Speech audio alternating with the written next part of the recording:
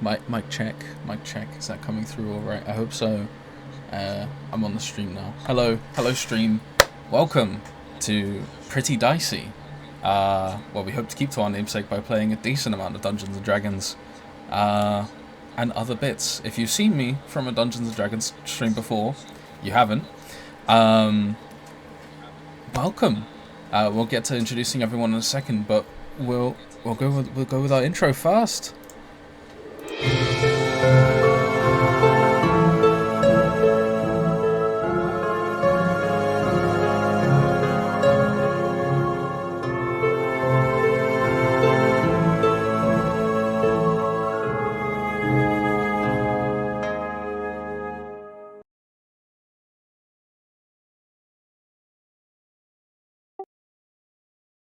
Hello, say hi everyone. Hello. Hi everyone. Okay, perfect. That's great. Welcome. This is the Dawn of the Third Age. It's a campaign run by myself, and we have 6 lovely players here. Players, would you like to introduce yourself? Okay, as always, I'll go first. I'm Alex. I'm playing Rhydian Arundor, the High Elf Paladin. Hi. I'll go next. Hi everyone, I'm playing Celestine Wifesong, the Wood Elf Bard. Very exciting. I'll go next. I'm Matt. I'm playing Krulo Fairfold, the Changeling Druid. Perfect. Would Cleighton next? Hello. Hi, I'm Aaron. I will be playing Cleighton, Bon Craig, Battlemaster Fighter, and Tavern Bro. Oh, and he's a hobgoblin. Nice. Rakk, hello. Hello, I'm Joe. I'm just a regular goblin called Rakk, and I'm a trickery cleric. Perfect. And we'll finish off with Kazzak. Hi, I'm Sarah, and I'll be playing Kazzak, the part of the Ancestral Guardian. Perfect. Wow, it went through a lot smoother than I thought it would. Welcome to the Dawn of the Third Age. And is everyone ready to go? Let's do it. Yeah. Perfect. Yeah, Okay.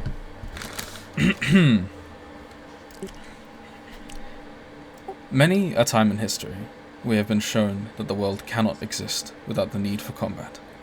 The need to show that we are superior and dominant to one another.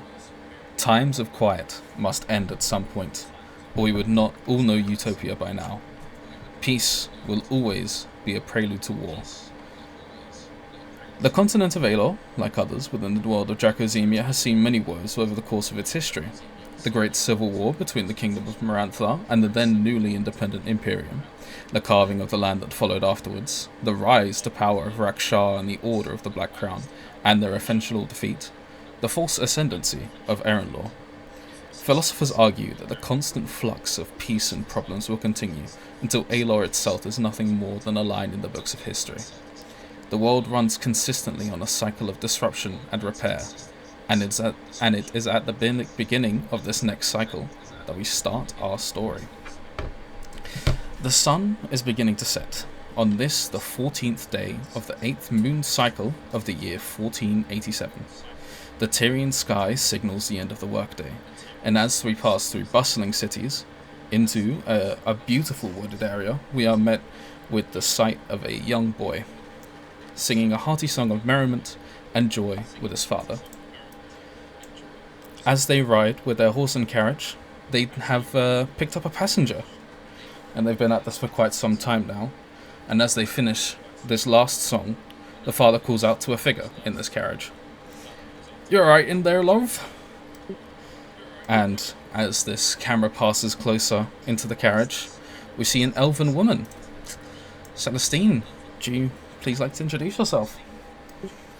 Yeah, so Celestine is like sort of sat in the carriage looking out at these unfamiliar surroundings. She's an elven woman, medium height with long dark red hair, and she's got bright blue eyes. She's dressed in a red corset, a white blouse, and she's adorned with various jewels and gold, which gives some air of a little bit of wealth. And she's looking out over the landscape, kind of mulling her plan, and as she hears the voice, she kind of just says, "Do you know how much longer it's going to be? I feel like we've been on the road for hours." It's because we have, love. Road will be done in about, I'll be there in the next 20 minutes, I'd say. For some reason, I can't hear you. Oh, hello. Oh, you know what? That's really funny because I'm not pressing my push to talk button. There we go. I was thinking, not "Oh, no, pushing to I've done talk. something." Okay, that's fine. He says, road will be done in about 20 minutes. Love will be there soonish. What? Do you know much about Lakeside? It's an alright town. We go there to pick up some bits, then go back home. Mayor's a bit of a bastard, but that's about it. Yes, I think I've heard similar sentiments. Very well. Just give us a knock when it's time for me to depart. Of course. And they go back to singing quite a merriment song. You sort of, as you're kind of looking about your collection of wares and things that you've brought along on this journey, you notice the letter that brought you here in the first place. The letter that details the corruption of one Lord Wilmester Oventhar, the local lord of this area, the local mayor, who does not like a certain sect of people. This letter also details the affair that he's taken up with a secret lover, a secret tiefling lover to be exact, and that this hush money that he is sending out to people is not enough right now. You have got your invitation to the soiree of his wife's birthday party, which is due to go tomorrow. So for tonight, it's getting into Lakeside and finding a place to rest your head. Is there anything you want to prepare before you move further into the village? I think obviously I've got the letter. I kind of mull it over, start kind of thinking to myself about, okay, what am I going to say when I get there? How am I going to get Lord Wilmester alone? How am I going to plan this situation? Once I've kind of got an idea of what I'm going to do into my head, I kind of fold the letter up, I put it into my bag, take out a mirror, give myself a look over, check every hair is in place, and I settle back and wait. Perfect. It is not too long before you start seeing signs of civilization compared to the vast green lands of Maranthar. And you pull up into this kind of sort of market town, and you can see the market's beginning to close for the day as it's turning into the evening and everyone's picking up and packing up their stuff. But there's still a good number of vendors out who are trading. They'll go deep into the night, you think. And as you do, you begin to pass a sort of young elven man on a horse, and you kind of go a bit further towards him, but right now we're going to stick with this young elven man. Alex, can you please describe to me what Rhydian looks like? So you see a tall elf on horseback. His posture is pinned straight and he looks quite assured in the saddle. This is definitely someone who has had riding experience before. He's dressed in full plate on top of a brown padded tunic that's a little bit worn around the edges from travel. Beneath the armour, a black undershirt is clinging close to his athletic frame, and his long black hair is shifting in the breeze as he's trotting along this dirt path with his mare.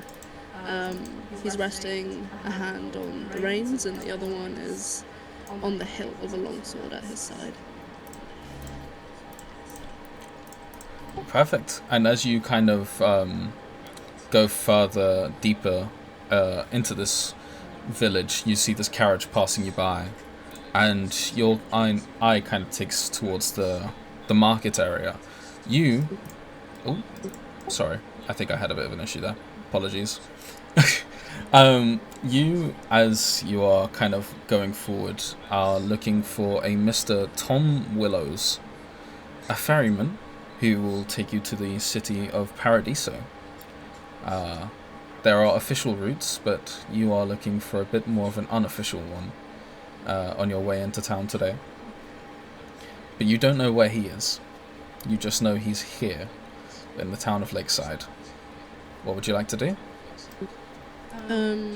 I think he'd sort of ride into the market square and he'd look for someone who looks like they're quite distinctly local, sort of like anyone that would be like, obviously Lakeside is a riverside town, so like a fisherman or someone that might know someone who ferries people, basically. That's what I'm searching for. Do you want to give me an investigation check then, please? Yes, please. First roll. Goodness me.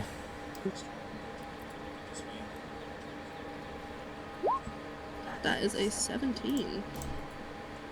17. Okay. With a 17, you kind of look towards all these other like places in the market, and you are. I had another issue there. Apologies. Let me fix that very quickly.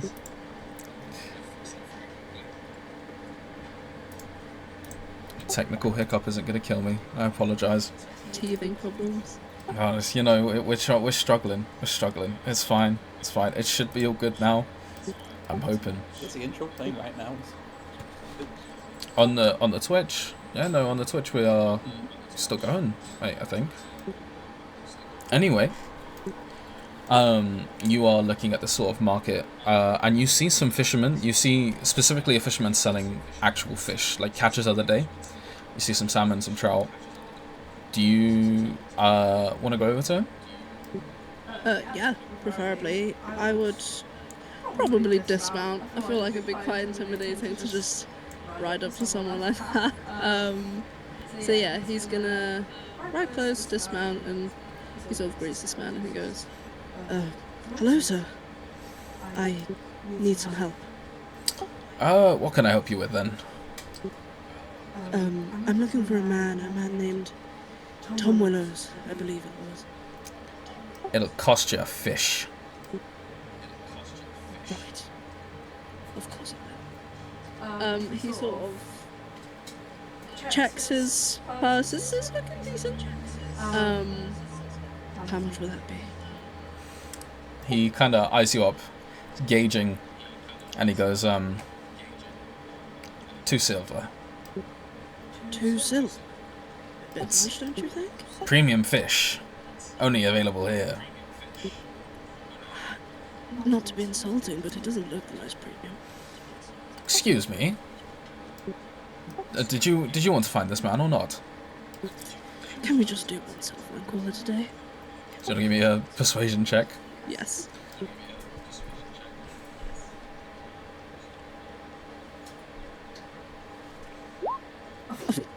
That is a 7. Yeah, he's not a fan. He goes, 2 silver. 2 silver or no information. Fine. He sort of reluctantly hands it over. Well, you can add some sort of fish into your inventory if you'd like. Brilliant. And he goes, you're looking for, what was his name again? Tom Willows. Yes. He likes to head over to the Hearth and Hound every now and then. You'll be expecting him there if you're looking for him. Right, well, thank you. I hope business goes well. I hope so too. If I get more people like you. He very much bites his tongue. And he gets back on top of his horse. And I suppose he'll be looking for a place called the Hearth and Hound. Perfect. And as you kind of hop on your horse next to him, you pass by a sort of wizened, sort of elderly man in this market, and he's staring at just like random bits and bobs along. Krulo, would you mind please introducing yourself? So Krulo looks a little bit haggard. He's got quite official attire. He looks like he's ready for some sort of interview, but he's down-dressed it. He's been searching all day for some sort of gift to give the professor, and yeah, he's just looking a bit tired after spending the whole day traveling around. Probably overheard that sell of the fish and knew that they upsold. Cool. You're looking for this sort of guy that's trying to. So you're looking for your interviewer, correct? I think Krulo's looking for a gift for the interview. Mm-hmm. He's got an idea. He's looking for some sort of pocket watch. Okay. Do you want to make an investigation check for it, please? Oh. Oh, it's an 8. An 8. Okay. 1 second.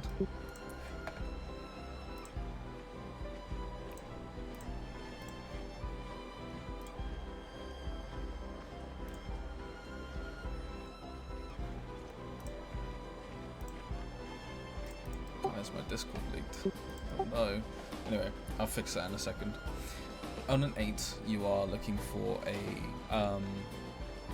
sort of pocket watch, and you don't really see too much. You see a big sort of like grandfather clock, but nothing pocket watchy.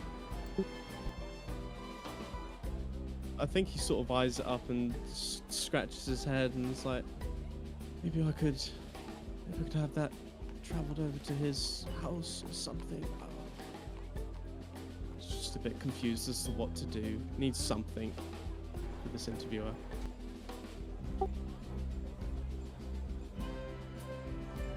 Oh, Not oh, speaking. yeah. Maybe if you want to make me like another investigation check, you can have a look at the sort of market areas around and see what you're kind of going for, what you can See find. what's going on. That's better. I've got an 18. Great. On an 18, you are looking and looking and looking, and you see this sort of like very cool set of it's not pocket watches, but they're like cufflinks sort of vibe. And you think someone that's kind of like a well-adjusted man that you're going to meet, like a well-respected man, like the one you're going to meet, would like one of those. Okay, he'll approach and holler down the merchant. Like, sir, Yes. how much would it be to procure those cufflinks? Oh, it'd be 1 silver for those, so. One silver. Grabs his little pouch and rummages around, finds one. There you go. Thank you very much. Yes, thank Been you so needing much. these. And as he sort of like bags them up for you, you feel a sort of like push. Someone sort almost like it's like pushing you just by as they're walking by, and you go to look at who they are, and watch just push you, and you see a very sort of large, intimidating kind of guy. Kazzak, would you please introduce yourself? Yeah, so you see sort of this big blonde man who's covered in tattoos, and while the first word that comes to describe him is solid, I think the second and most lasting impression is the hugeness, you know, just in build and demeanour. His clothes are dusty and well worn, you know, it looks like this guy just spends his life travelling from town to town. His shield's perched upon his back and his morning star's just tucked away, you know, zero intentions of danger, just didn't look that low to see who was there in his path as he was walking. And as Kazzak, as you keep on going, there are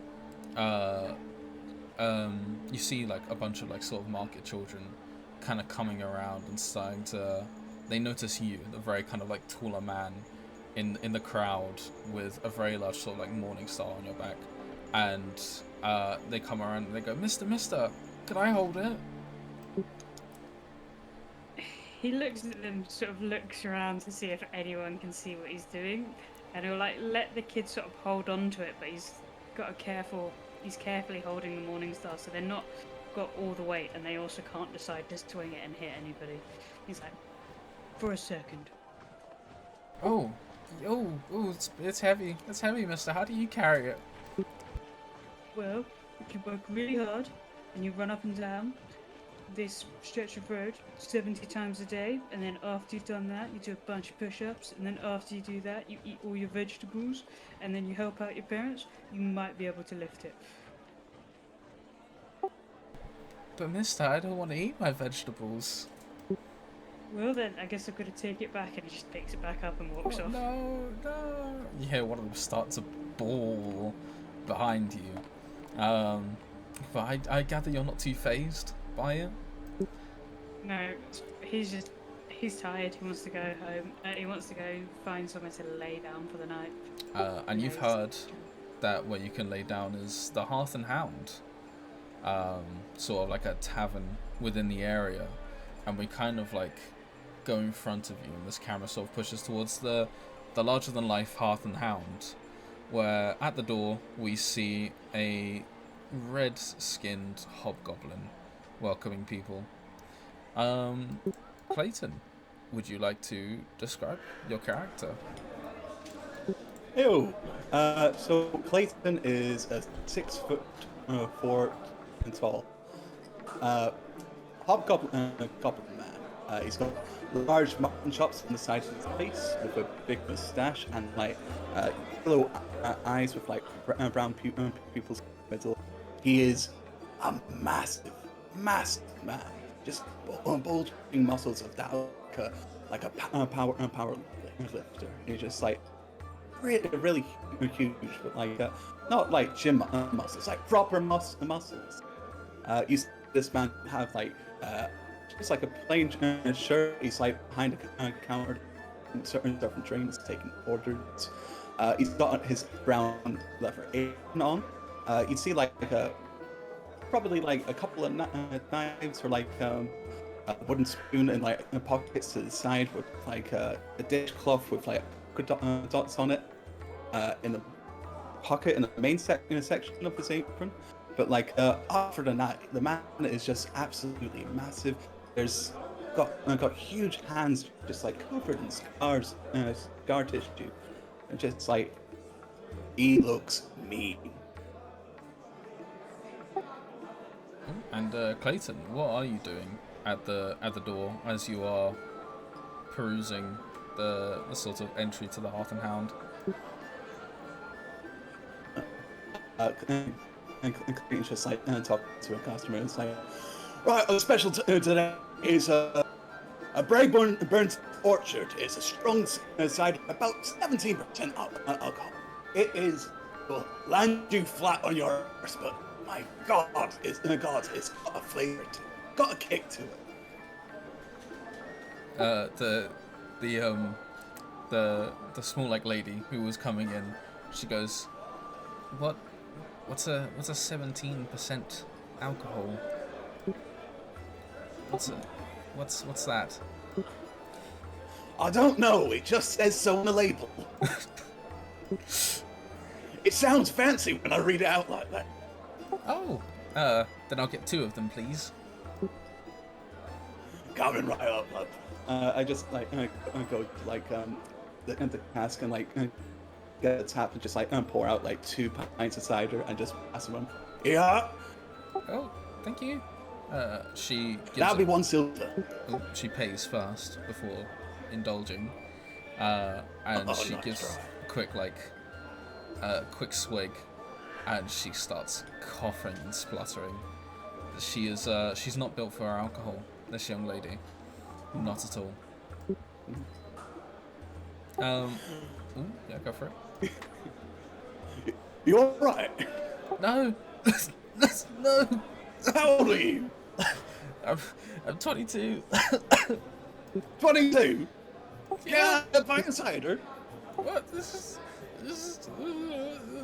She runs away crying, feeling quite belittled for not being able to handle that alcohol. Shit.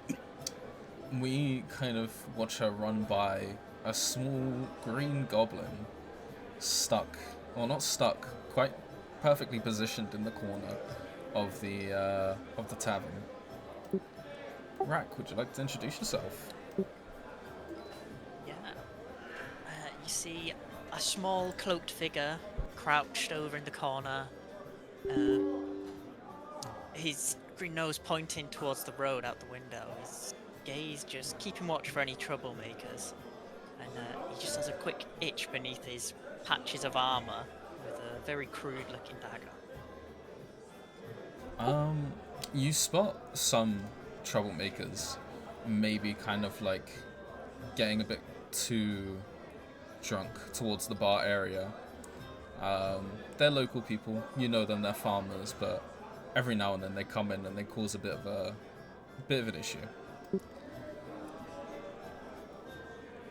Rack's gonna going over, not keeping to the shadows really, and then just sort of jump out in front of them. Come on, lads. If you want to stay, you're gonna have to pay twice as much for your future drinks. Rakk, come on, you can't do that, Rakk. We're starting to cause trouble. There's gonna be something broken in a minute. Rakk, we'll be good, I promise, Rakk, please. Look, I'm gonna let Clay know. Double pay from now on. They finish their drink and they go, fine, we'll come back tomorrow. Yeah. Make sure you do. Good night, Rakk. Night, night. And they both kind of like skitter off.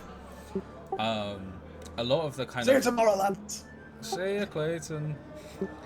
And they kind of like skitter off, and as you kind of like watch them walk out the door, you certainly know a lot of the people that come in here and have a drink and stay the night. You get visitors like every now and then from out of town, but very rarely. And when one does, they are very sort of like they are very noticeable compared to sort of the lakeside climate. And so as you kind of watch them leave, you watch as a sort of a red-haired elf walks into the bar, very out of touch with sort of Lakeside in general, it seems. Rack's gonna go and speak to Clay. We got a fancy one that's just come in. Better up the prices. Oh. How fancy? Pretty fancy. Like 2 gold fancy or 5 gold fancy? 2 gold fancy. 2 gold fancy. 2 gold fancy. Right. Where are they right now? Can I have a look? They've just come in, and he goes back off to lurk. Yeah. You kind of like slink back off into the shadows. Do you want to give me a stealth check, actually, Rakk? Yeah. Go on. Second roll. No, third, fourth roll. Dirty 20. Dirty 20. Okay. You are the shadows, essentially. You slink back in there, and unless someone was like truly looking for you, they have not got a notice of you at all. Celestine, you have entered into this establishment, sort of one of the more rowdier looking ones in your time. Not the rowdiest compared to the Imperium from where you're from, but, you know, a bit of a switch up compared to your usual lodgings thus far. But you need a place to stay, and this is the only place that offers a bed in the area. What would you like to do? I kind of take a look around, maybe start noticing, is it quite a dusty, unclean kind of place? I think it's definitely quite a clean kind of place. Like, my feet sticking to the floor as I walk through. Okay. I head straight to the bar, see if I can find someone who might be able to give me some information about the beds that are here. There is sort of like, there are 2 people at the bar. One of them is like a very older sort of like human guy. He's got he's got one arm, and then on the sort of like his other arm, there's like a prosthetic there, one that's specifically made for refilling and filling up cups. And the other one at the bar is sort of like a half-orc lady. She's got an eye patch covered. She looks very mean, but the way she's talking to her customers, you can tell that she's quite sweet. She's not belittling anyone or anything like that. who do I try my luck with? I guess I'll go for the half orc lady. You know, I've kind of got a vibe that maybe girls stick together. I approach and I say, oh, good evening. I'm looking for a bed for the night. If you have one available. Oh, a bed. That'll cost you. She kind of looks over towards Clay. Clayton, do you see her looking over towards you? I go just like lift up my fingers, going freeze. She nods and she goes, "I'll be 3 silver for the evening, and 5 silver for bread and breakfast as well." That's okay. I kind of like look around, kind of like, really, like 3 silver for this place? I mean, you know, are there any particular discounts, you know, for people like me, you know, famous that I am, and I kind of like do a little kind of gesture to myself. Famous? Did you say? Well, yes, I'm sorry. I mean, I don't know if you get to the Empyrean often, but my name is Celestine. You might have heard of some of my famous works, like The Goodbye, Heroes of the Brave. Do you wanna roll me a persuasion check? Okay. Do I hear that? I don't think so. I think you're a little bit too far out for that. It's a dirty 20. Okay. She kind of looks and she goes, I've heard of one of them. I think. Yes, you know, absolute classic, and you know, if I would highly recommend, you know, at some point, you know, if you were to give me a discount, perhaps I'll put on a performance one time, you know, get a whole event going here, you know, make this place the real hub of Lakeside civilization. Okay. I need to give me 1 second. And she signals for Clay to come over. Yeah. Yeah, I just put my hand on like the top bar. It's like, all right, Aoife, what's wrong? Hey Clay. This lady is an entertainer, a famous entertainer from the Imperium, from what I've heard. Celestine White's song. And just like I'm Clay's face like just going freezes. to you to like kiss my hand. Like, are you serious? The White song. I am. Celestine White song. Oh, I'm so glad you've heard of me. Listen, I was just You're wondering pulling my if leg. a little bit of a discount, you know, with being famous and all. What do you think, Celestine! boss? I'm so glad people, even in this part of the world, know my work. Did you? You're the one that wrote the song, Welcome. Yeah, that was me. Holy shit! It is an honor to meet you. The pleasure is mine. It's very rare I get to meet such wonderful, you know, loyal fans. So about that discount. Yeah. Two silver if I get a little bit of a song. Yes, absolutely, and I will. It's full you know, room and board, nicest room, food and breakfast in the mornings. Although I will say, if you're having breakfast between 7 and 11 a.m. and then after that it's just lunch or brunch. Right, perfect. Absolutely. I'll pay now. I would like to go and get settled in my room first. You know, it's been a long day. Of course. I'd like to freshen up a bit, and then, you know, we'll see what happens. You know, we'll see where the night takes us. Okay, could you sign my logbook? My logbook here. No one's gonna believe me about this. I'm Like, sorry, yes, sorry. absolutely. I'm just so flustered right now. I take out my quill. Beautiful cursive signature, Celestine, and I give it a little love heart at the end. I just look at like the book in front of my face. It's beautiful. Okay, so is there someone to maybe help with my bags, or you know? Aoife pipes up and she goes, "Oh, I'll help. No worries at all." Thank you so much. Come There's on. just Thanks so much, Chief. four trunks outside for the 4 carriage. trunks? Oh, it's fine. 4 trunks. She starts making her way out. How'd you carry 4 trunks? God. Right. I just go, Devon, could you help Aoife? Yes, boss. And he starts Thanks, mate. You're a legend. running out. And as he runs out, we watch Rhydian and Krulo sort of enter at the same time. Rhydian has just finished parking up Dapple, the precious horse she is, and Krulo enters as well. What are you two looking for in here? I'm going straight to the bar. I want to look for someone who I would think looks like the owner of this place. Someone who knows the regulars, at least. Do you know what I mean? You do spot the guy with the like human with the prosthetic cup hand, and you also spot Cleighton. Okay. I'm gonna You go also off of stature.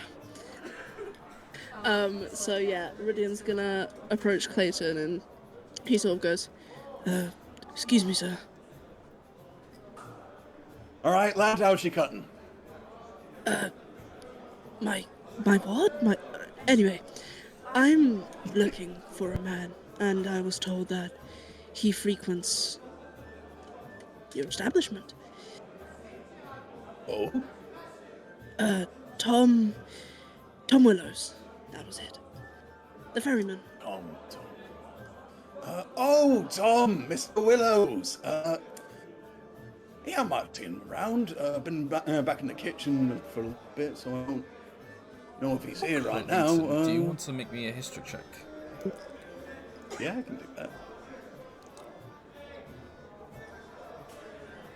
If I can find... Oh, there it is.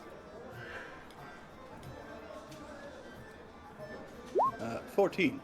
Okay. 13, sorry. With a double. With a was you say 13? Yeah. 13. Yeah. Okay. With a 13, you remember that Tom Willows is an absolute regular. He comes in whenever he can. You know that he left yesterday in order to take a ferry over to Paradiso, so he should be back by tomorrow evening at the earliest. Ah, right. Tom, favorite customer. He's away to Paradiso at the moment. Should be around here about lunchtime. Tomorrow. Tomorrow. Aye, tomorrow. No chance for tonight or anything. Unless you swim. I do think I might sink if I try doing that. Yeah, most people do. In that case, I'll be needing a bed. All right, no problem there. 8 silver for the regular stay. 10 for bed and breakfast. I'm following the fishes. I'm having you on. It's 2 silver for a regular night, but 5 silver for breakfast. 2 meat fry. Nice. I will. Yeah, that's fine by me. Put me You on look your like a plans. fine man to me. Oh, thank you. You're a fine man yourself. Oh, thank you. It's hard to work with perfection. Yeah, something like that. Oh, can I get you a drink while I'm at it? Cider, please. Oh, and after my own heart, I poured a Brayburn cider and give him a pint. Oh yeah. Where should I move the cider? Yeah, now? you just see, like, on the barrel, it's just like this goat head and just like an apple in between his teeth and just crunching it as hard as he possibly can. And it's like apple juice viscera, like explodes from the logo. Well, thank you, my good man. Anytime. That'll be 2 copper. He pays it. And as he pays it, we are going to move over to Krulo. 2 copper, by the way. It was 1 silver for that poor lady. What thievery? Oh, was it? It- Shit. You've overcharged that lady horrendously. No wonder she's gone home I did. crying. Goodness me. Maureen! Oh, shit. Krulo, you walk over. What, you're looking for a bed for the evening, correct? Just until tomorrow? Yeah. He walks up to the bar. He has a cane at hand, by the way. I forgot to say that. But he walks up to the bar, addresses either one of them. I think he'll go to the man with the prosthetic and just go, how much for one night, please? Are you looking for just the room, or are you looking for the one with the breakfast too? Just the room. Just the room is 2 silver. What's that? I can't understand your accent. What? Two what? Silver? It's 2 silver. Oh, okay. That's absolutely fine. Yes. Stumbles around, passes it over. I'm gonna try. I can't do it. He goes, yeah, that's perfectly fine. He hands you a key. Oh, that's He goes, your crazy. room's Your upstairs. accent just changed. Oh, Yeah, no, I can do yes, that on a whim, mate. It's crazy. Would someone be able to take my bag? He holds up his cane just to show, like, I'm gonna need some help with this, if that's okay. Yes, we'll get someone around just now. Oh, much obliged. He looks over. He calls for someone to help take him up, and he just starts like kind of like a tiefling guy just comes over, picks it up, and starts just going upstairs with all of it. Many thanks. No worries. You all right? We'll Do you need follow. any moment to rest, or? To be honest, I'm feeling quite nervous. I have an interview tomorrow. I've never actually been to an interview in all my life. Sort of got lucky. He's looking a bit sweaty. Okay. He slides you like some form of like alcohol. You're not too sure what it is right now, and he goes, "Have that. It'll take the edge off." Not too strong, I presume. No. Oh, okay. I think he'll take like half the glass in one go. You kind of hit it back, and it's not strong, but it does kind of like roll down your throat. It almost warms you up a little bit. You're like, ooh, good kick. Oh, red line there. That's good stuff. Yeah, yes. Well, it's my own concoction actually, but Wow. your room should be ready in a Are second. you the owner? No, that's Mr. Clay over there, and he points to the hobgoblin. Oh, I'd be happy to meet him at some point. He looks Okay. busy. He does right now. Head up to your room, come back down in a bit, and we'll get you sorted. Thank you very much. No worries. He passes over like a little pouch to the tiefling, and then a briefcase, a leather brown briefcase. Okay. He We'll begins hop to over. take it up, and you both go upstairs to your rooms to settle. Now, Rakk, you're keeping an eye out as usual.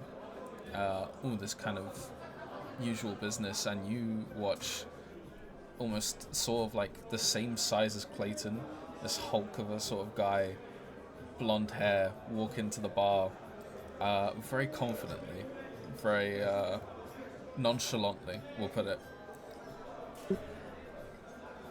He looks trouble. He looks like trouble.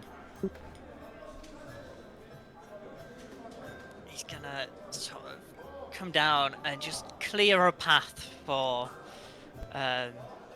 this large man that's walked in, straight to the bar, assuming that's where he's going. Just sort of give all of the people in the way a nudge out of the way. Kazzak, you watch as this goblin just starts to move people out of the way so you can go straight to the bar. He sort of gives the goblin a nod and then just lets out like the most jaw-cracking yawn anyone's seen in the bar recently. Just like thank you.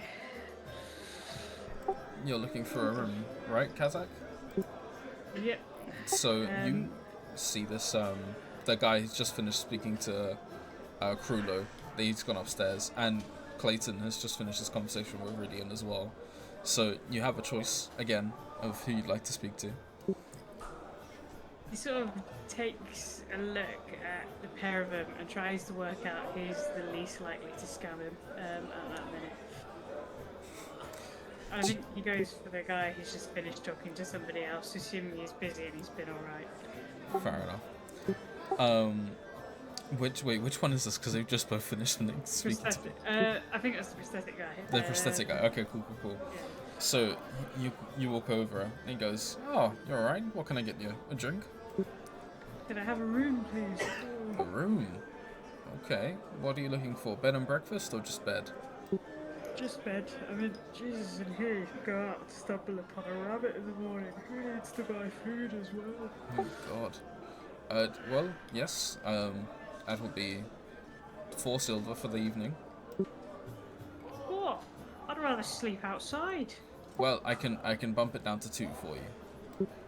Oh, I'm sure that's a wonderful discount. He looks and goes, is there any cheaper or crapper rooms? Well, we can... Cleighton! He calls over Cleighton. Alright, boss, how you doing? Good. Try to get to bed, you know. Late day. Listen, I've had a wonderful discount that's instantly 50% off without arguing. You got any 2 cheap silver, rates? Yeah, oh, yeah. Yeah, it started up at 4 now. I know what we're Yeah. what's wrong? Oh, fine. I'll take a room. Alright. Terrific. Are we in for breakfast as well? Absolutely not. I'll pump my own, thank you. Honestly. So what you got for an extra fee? A self-sufficient man after my own heart. You're too charming, mate. You're too charming. Thank you. He just hands over the gold, sorry, the 2 silver, and just sort of scowls a little bit further after all these antics. Alright, no problem, mate. You write your name down, please. Yeah, so Just it's just, logbook.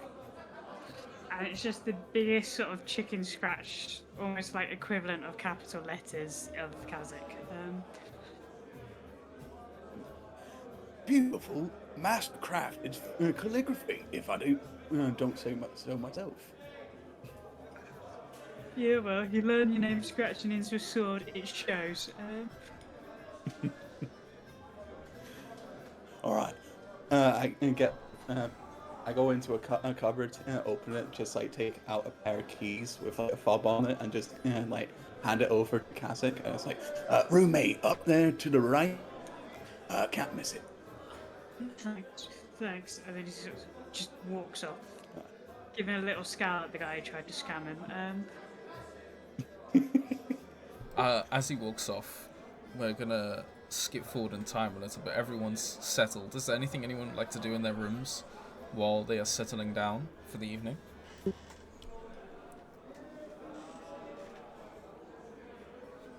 I'll take there's a general no. Fantastic. And Nothing? nothing. Cleighton and Rakk, you guys get a steady influx of like customers, people coming in and out. Usual business for you guys. It's doing pretty well today. And you watch as Krulo comes down the stairs first, and then Kazzak, and then Rhydian, and then Celestine, and they've all kind of, they've all gotten their drinks. They've all gotten some. I don't think Kazzak has, but I would say everyone else has gotten some food for the evening as well, just to eat their way. Kazzak just asks for like a pitcher of water. Sorry. Straight water. But yes, everyone's kind of settled down for the evening, and you think now about is the right time for some evening entertainment. You think?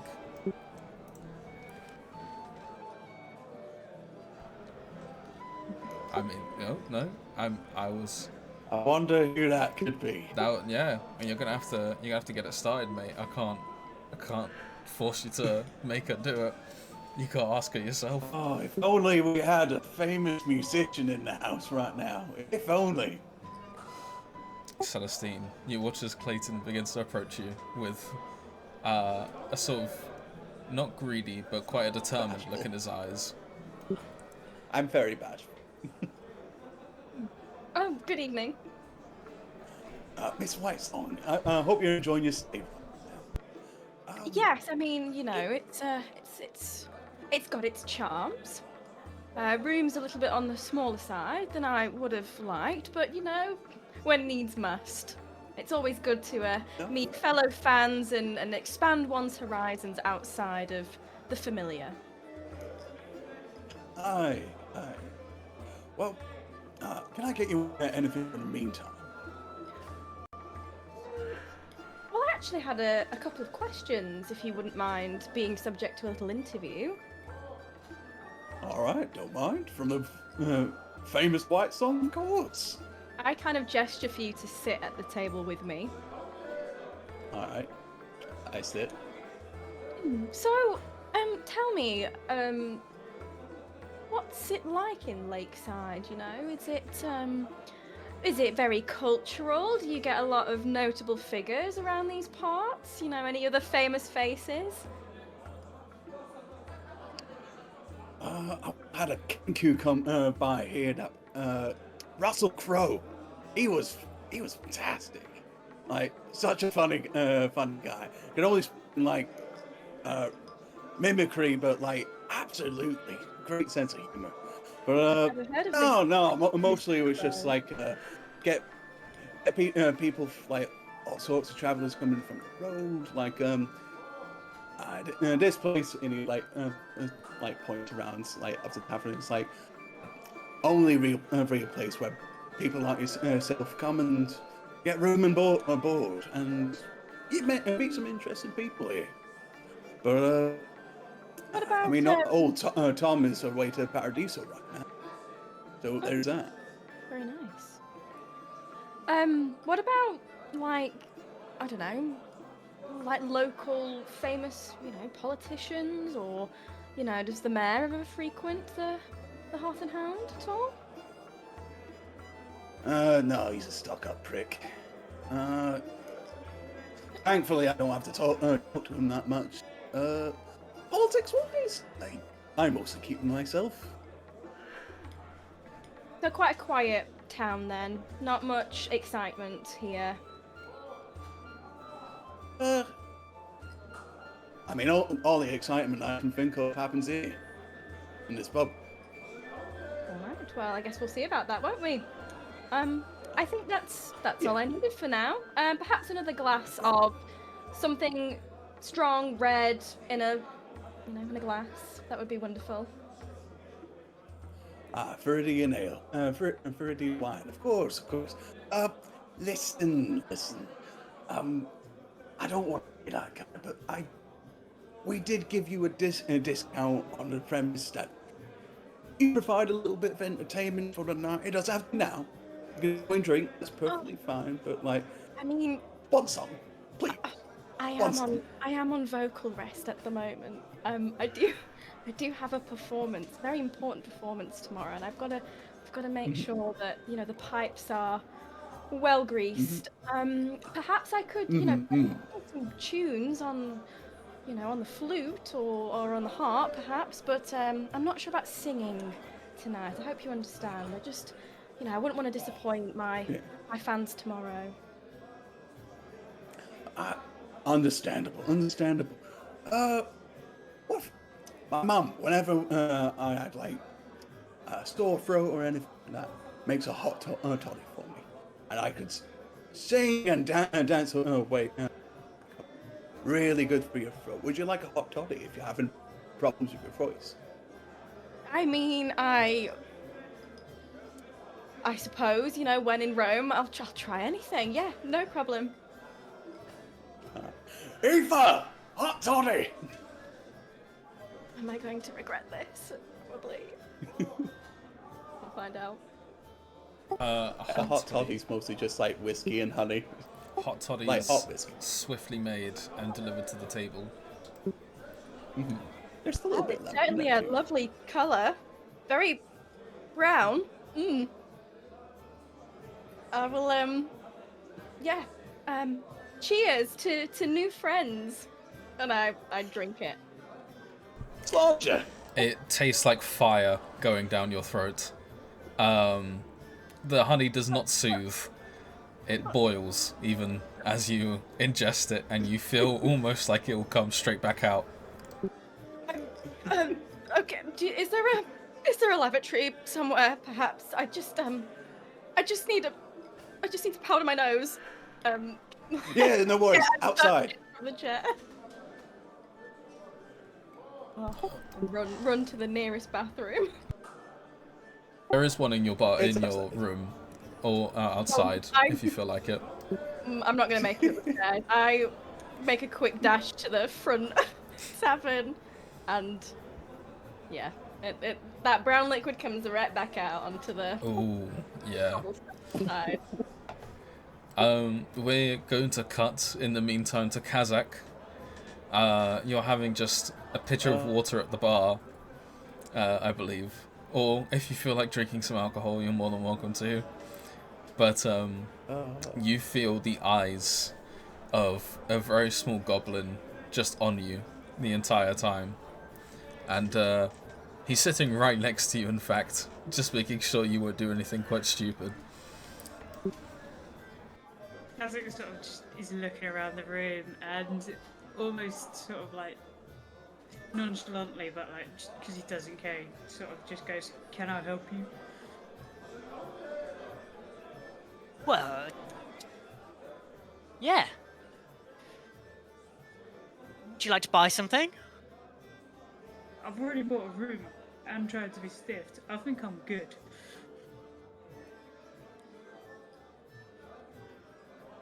We've got some delicious food.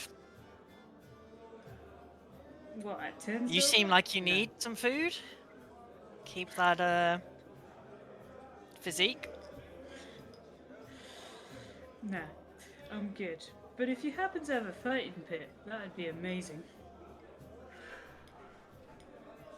No fighting pits. That would be the street outside. Anybody interested And in it comes going with out? a double price on all tavern purchases. That's fine, I've already purchased all I want tonight. Who's ready? And he sort of turns around and then realises nobody's particularly in the mood to fight, so he sort of just turns back to his water disappointedly. Right. It does not seem like you're going to be getting too much trouble out of this blonde-haired man this evening. Is there anything you do other than that as your in your role in this tavern? He doesn't seem like he's got that much money on him, so I'm not tempted to rob him. Try not to rob him. Just accept that we're not going to make any money out of this guy. Are you gonna move on? Yeah. You kind of begin to move on, and you kind of are scouting the room, and you see sort of two unusual faces by the bar side. One of them is sort of like an elderly gentleman, and the other is sort of a guy in like full like mithril armor. And they're sitting separately from each other, but they're both just enjoying the drink for the meantime. I'm going to go over to the elderly looking guy. Out of fear of the elf. And just see how his day's going. How his purchases are feeling. Krulo's not feeling any purchases. He's got the cup of cider in his hand, and he's got a bunch of papers in front of him. And he's just mumbling to himself so much. It's just hand on head, like he's just reading frantically all these bits of paper, and it's taking up a bit too much space on the counter. I tidy that up from here. You might get spillage. Oh, so dreadfully sorry. I there's just too much of it. I can't. Can I have another one, please? Yeah, of course. It's 1 gold. What? I'm sorry, I must be... do you work here? Yeah. What? That gentleman over there said 2 silver earlier. Oh, it's the time. Prices go up. Oh. Well, I suppose you've got to make your your living. Yeah. He passes over a whole gold coin. Was it Right. 1 gold or 2 gold? Just one. It'll go up to Okay. 2 in a couple hours. No need to Up worry to just t- yet. That's majority of my savings. Oh goodness. Okay. A whole gold. Yes. Yes, yeah, that's correct.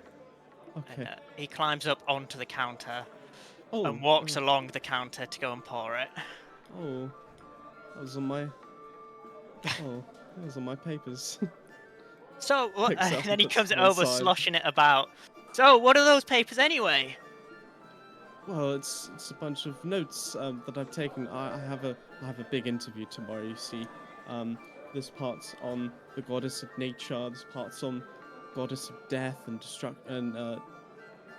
death. Anir and Rados. There's just so much. I can't take it all in quick enough. This interview's here.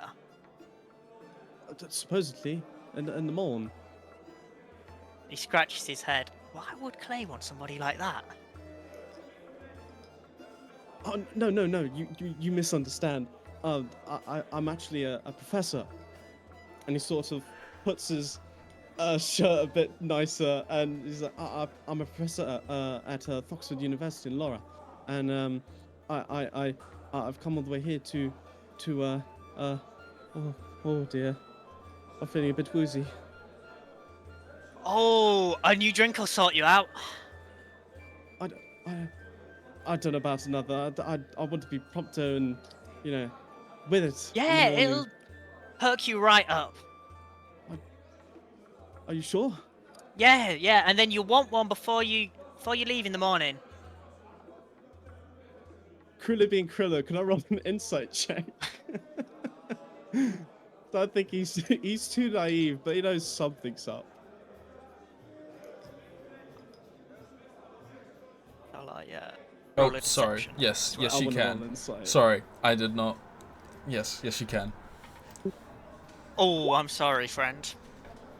Oh, it's 14. Oh That's no. a nat 20. Oh dear. Oh dear. I mean, you're the one who works here. Another, please. Yes. Coming right up. Yes. Could you subtract another? How much did you say it was? 1 gold. Oy vey. Oh, This one. yeah. It's another gold out of your system. Thanks. As you insert another drink into yourself, maybe trying to calm whatever nerves you might have at the moment. Rakk, you feel like you've done good work here. You're earning your paycheck today, and feeling a bit more confident. You begin to eye up the elf at the other end of the bar.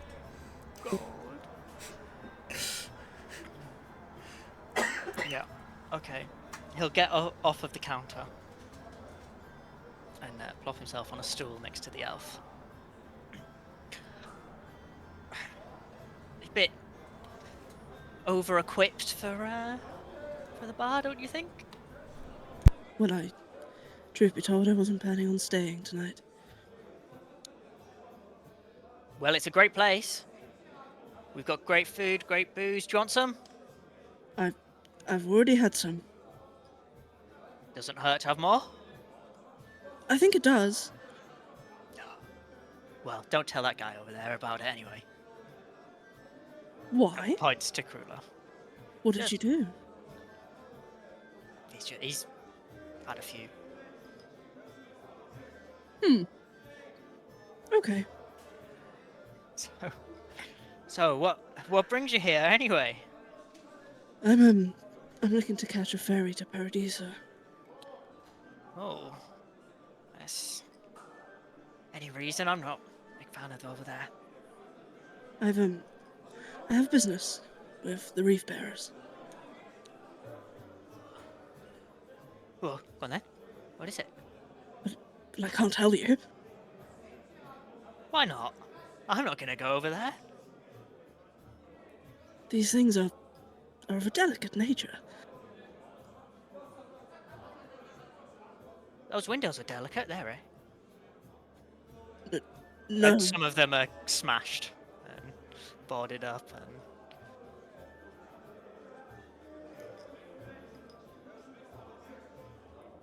So? he's just sort of looking at you at this point, like what are you trying to achieve here? Money. Info. Right, well, good talk. I'm going to check on that gentleman. And he slides out, Uh-oh. and he's going to go and talk to Krulo. Yeah, scampers off. Hello. Hello. May I help you? Well, I was told not to bring this up with you, but, allegedly you've had quite a bit to drink. I've had 2 flagons or so. I don't think I've had too much. Why? Do I look like I've had enough? What did you have, out of interest? I'll be perfectly honest, I don't know. They just sort of filled it up, and I'm not much of a drinker, you see. Right, so why did you buy this drink?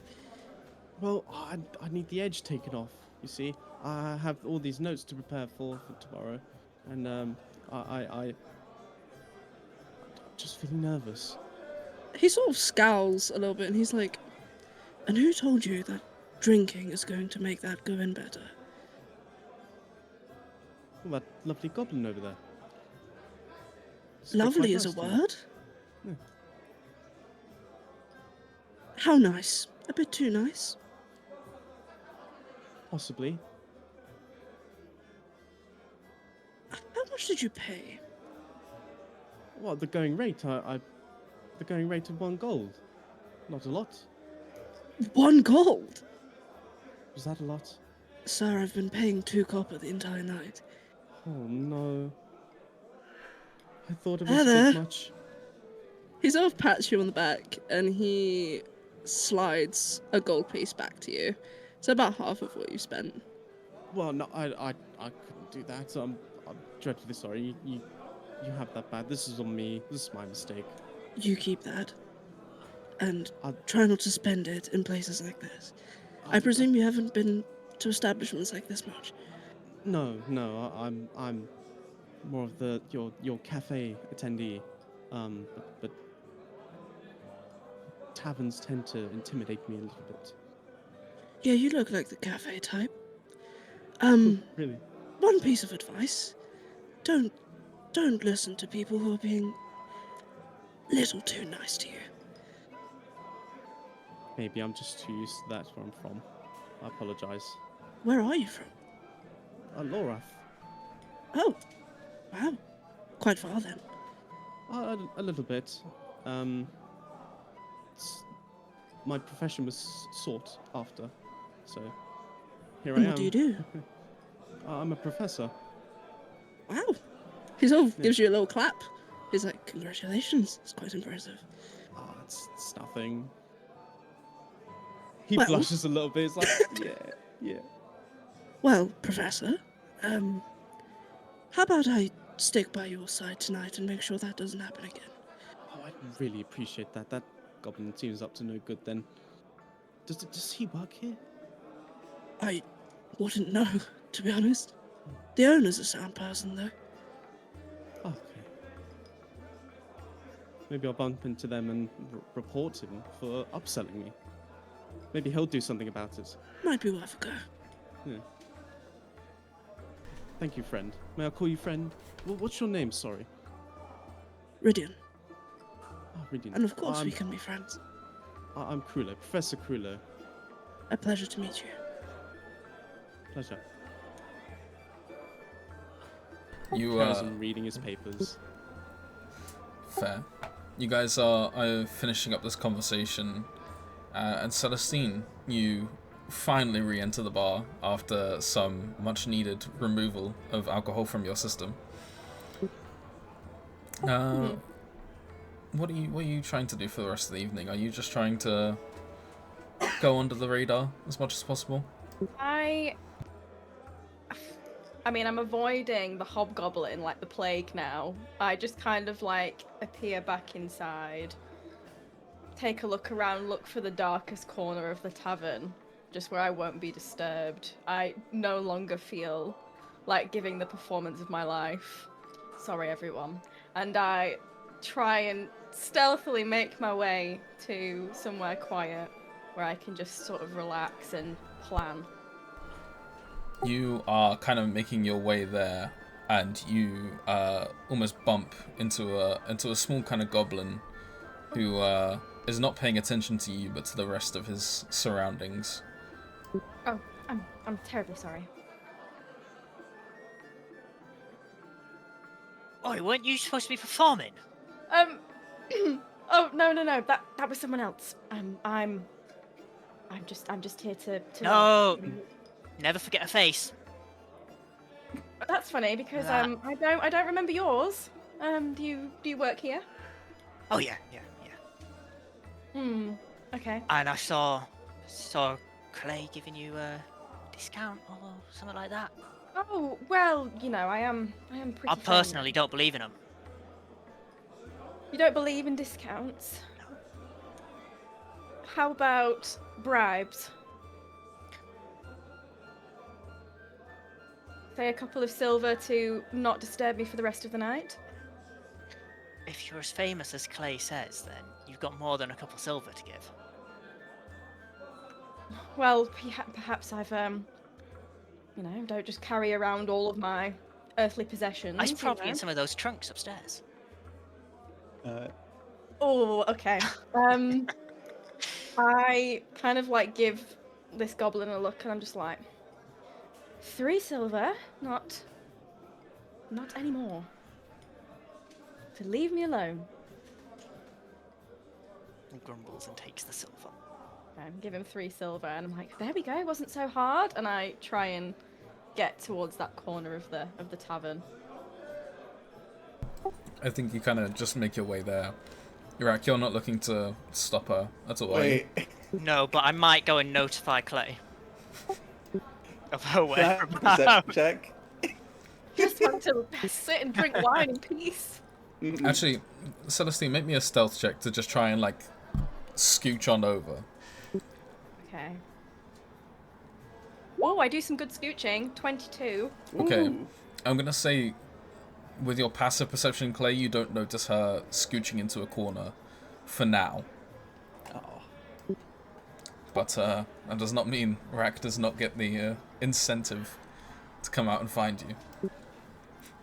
I'm just like talking to a customer. It's like, yeah, we got Celestine White song playing in a couple of hours. We're really excited. I'll be honest. Drank a hot toddy and I went down the way. Still, hope she's all right. But a little bit of water, she'd be fine. Celestine, Celestine who, Cleighton? Toxin. Who the fuck are you on about? Celestine White song. What? White song, mate. White song. Mate, you're fucking off your rocker, you are. Who the fuck are you on about? You're off your rocker, mate. Oh, okay. Wind your neck in. Cleighton, I'm sorry. I'm sorry, mate. Get out, you bastard. No, I'm sorry, Cleighton. Cleighton, please. Don't need this cheek in my life, mate. He quite, like, very, like, cartoonish slumped shoulders, walks out the bar, head down. He does a look back. And then he goes, just walks out into the endless night. I need to be tough on them so they learn. Rakk, do you do any informing? Or is it a silent evening for you? Yeah, I don't think that I think that she successfully slinks away from me. But Rakk might notice the horse outside. Oh. And there is of course a fee for horses. Do you know whose horse it belongs to? I don't, so I'll just let out a shout into the tavern. Whose horse is this? Mine. Why? Check the register. It's 2 silver. For what? Taking up our space. Taking up your space. It's outside. Outside our space. I don't think you want to start this. 2 silver, or he's off. He gets up. She's off. Do I hear this? I mean, he's shouting, and I'm shouting back, so presumably you would hear it. Okay. This is a pretty audible conversation. Whoa, Oh, lads. Lads, what's wrong? What's wrong? They got a horse. Not paid for it yet. Oh, I'm so sorry, sir. Is your horse outside? What kind of horse is it? It's a Shire. Shy, beautiful horse, beautiful horse. Well, Isn't it listen, just? well, I'm sorry. This is stables and nothing, but well, think of it from my perspective. Got a horse outside, and if it goes to the toilet outside or something like that, you have to clean it up. So, small bit of compensation, and we'll bring some apples, fruit to them for the horse. What's your horse name, by the way? Her name is Dapple. Dapple! We can bring some apples and sugar cubes for Dapple. And that'll just be 2 silver, and look, 2 silver sounds like a lot, but it compensates. It goes to the whole team, you know. It goes to Aoife, it goes to Devon, it goes to Rakk. This is an eye-watering speech. He's sort of like, he's very much like up, like now he's like stretched out, max. And you see, normally I might honor that, but Alright. see, funny situation you're running in this tavern. It appears that Funny situation, yeah. a friend of mine is being scammed by this here employee of yours. 1 gold for a cider when I've been paying 2 copper. It's fascinating, isn't it? And now you're trying to charge me for a horse. It's quite Did you get the gold edition? No, he did not. I assure you he did.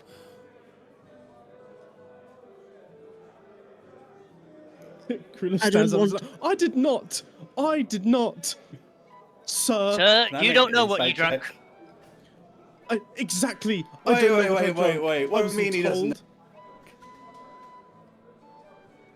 That is true, I can vouch. He did say that he didn't know what he was served. He Rakk, paid did for you it, serve no? him a bronze inferno? Yeah. Is that the one that cost 1 gold? It's the one that's on fire. No. No, it wasn't on Okay, fire. good. So if you drank a Bronfire Inferno, you'd be back up right now. I'm so sorry. Well, let's off this time. Will I be compensated? You staying here for the night? Only the night, yes. All right. Breakfast is free, and I get out the front of my pocket and I take out this little business card, and it's got like a bunch of stamps, and I take out a stamp. Do like 5 on it. I was just like, right, next meal's free on us. I'm so sorry.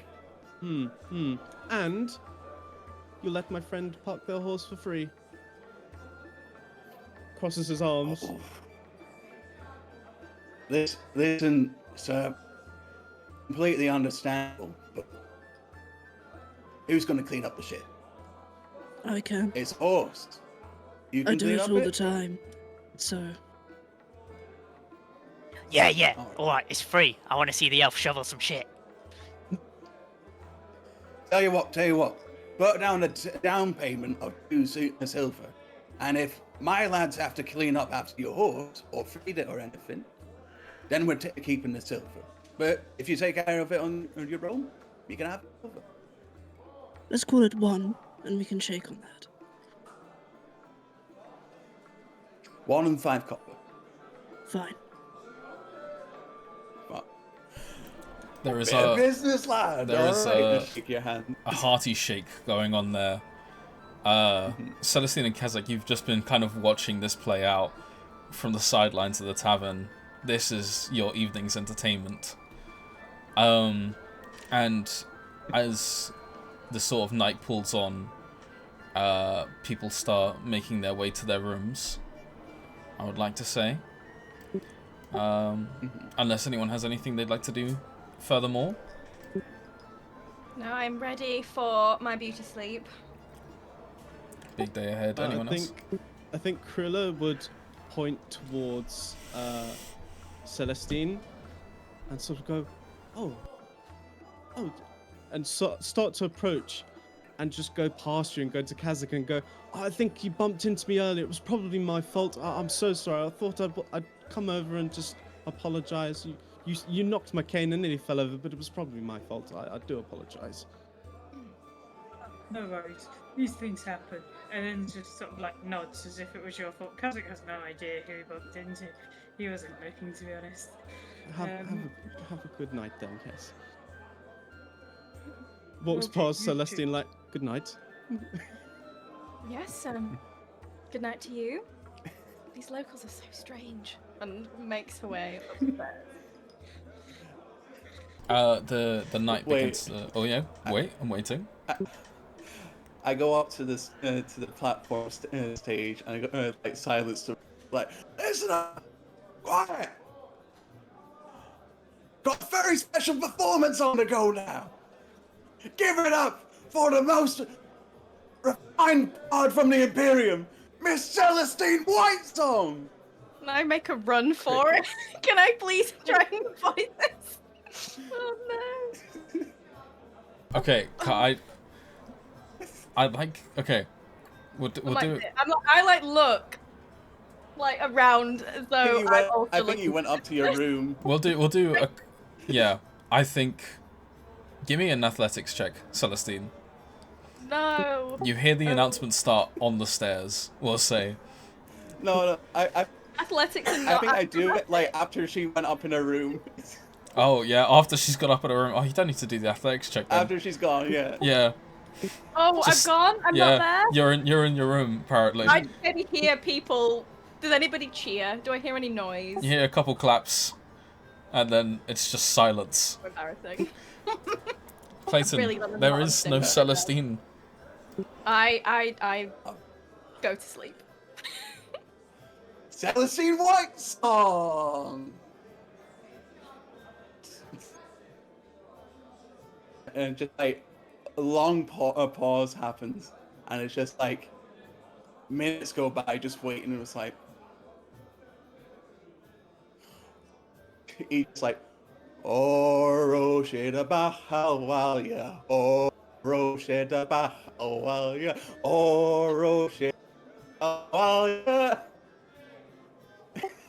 Does he just start singing himself? Yeah. He's out singing, he doesn't know what to do. Rhydian and Krulo, you finish up your drinks and watch as the owner begins to embarrass himself on stage and then start singing. Can I make a performance check? If you wanna. Alright. God, this is rough. That's He's a had the one too 22. Not that rough. It's It's not that rough. it's not so rough on the ears, no. Is he I mean, it's a Celestine 22. It's not bad. It's good. You have it. He sounds fantastic.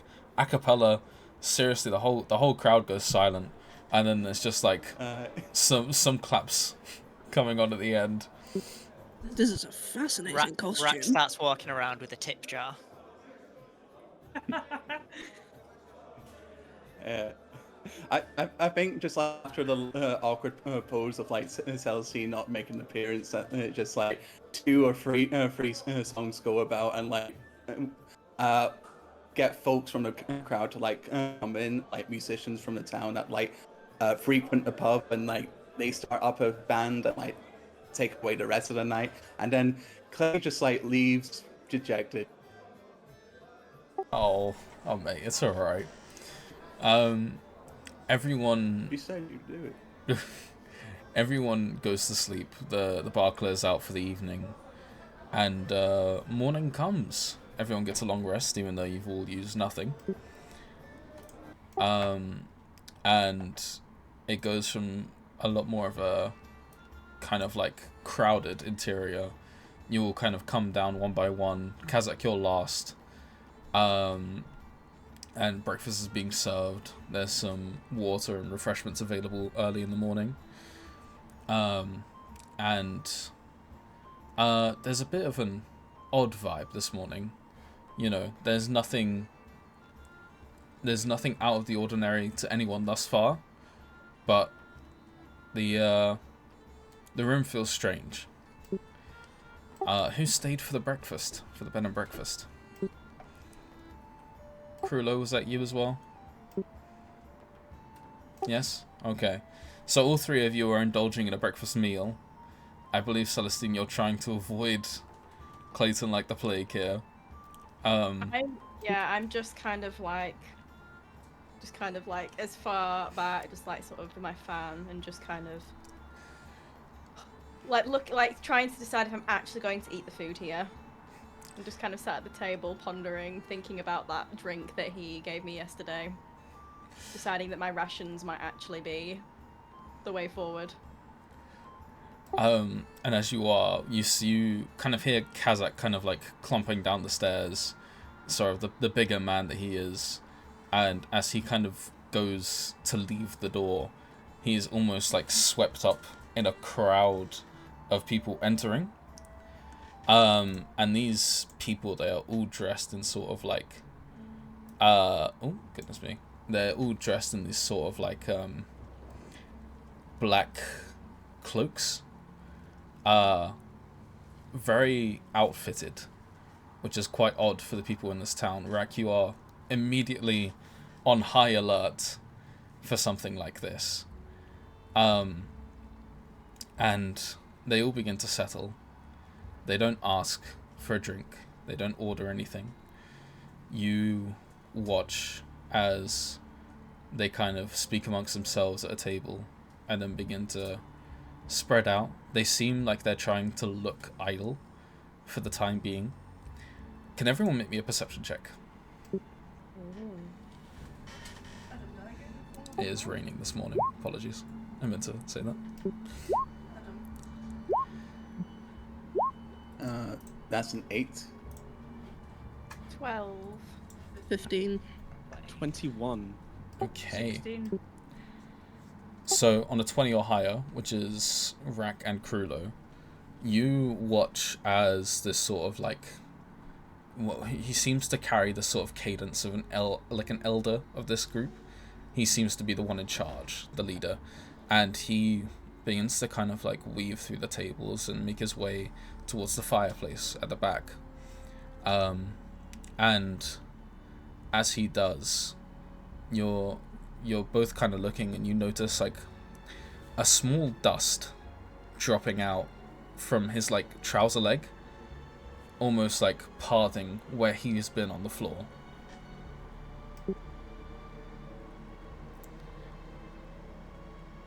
Rack's gonna go get in front of this guy. They're still all wearing their cloaks, yeah. Mm-hmm. Excuse me, sir. Could I take your cloak for you? It's rude to keep him on indoors. Oh, no. That'll be perfectly fine, thank you. If you'd like to take a seat for me. We're just about to begin. Begin ordering, I hope you mean.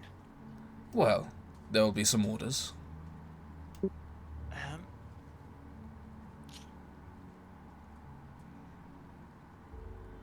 What orders? He begins to kind of like make his way to the closest table available to you guys, and he steps up on the stool and then up onto the table proper, and he goes, everyone, listen. You are now in the service of the Order of the Black Crown. And there's a couple murmurings. People don't really know what that means. Rakk and Krulo, you notice hands on belts from these guys in the black robes. And he goes, "What this means, your souls are now forfeit for the Almighty One. And you will serve him gracefully and peacefully when he returns." And he sort of like tap his staff on the table that he's on, and you see all of these members in these black cloaks draw their weapons. And we are going to take a break for now. Alright. So we'll be back in about Damn. 15 to 20 Yay. minutes, and then we'll get going. A little bit of a cliffhanger Oh. there. Ooh. Yeah. I really wanted to on. shout, "Get off my tables!" Ooh. so much. Right, I we'll was be thinking about What you doing? Dragons above. see you in 20 minutes. Yeah.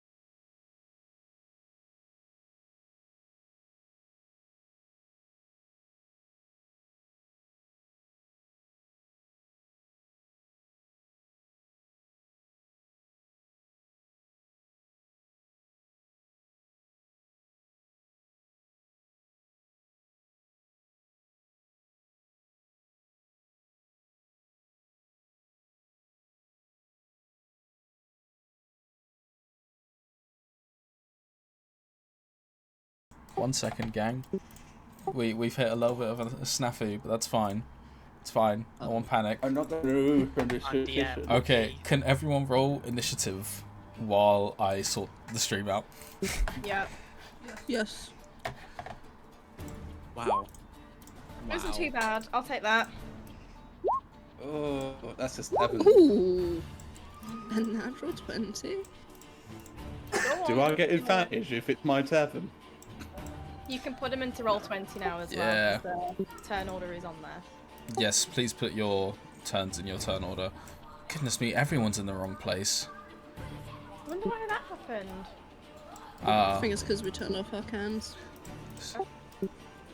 No, it's. Can I it's... just say quickly for lore, because Krulo saw the whole like dust thing, I think he's instantly like scanning the room for civilians, just seeing like who else is actually in the room, in the tavern. I'm saving my own skin, so I'm self-preservation. I'm gonna say since Good luck Kazzak's in been saving on the watch millions. for being scammed all last night, he's still pretty alert. Like this place. It's pretty. Still feeling it. I feel like that's pretty raw. Coming out of it, you know what I mean? Like, oh yeah. I don't want to be scammed. Who wants to be scammed, guys? Not me. No one wants to be scammed. No, but you know, like small places, it's not, you know, tourists pass through a lot, but like they're not the big towns. He's been around a while, he's travelled a lot.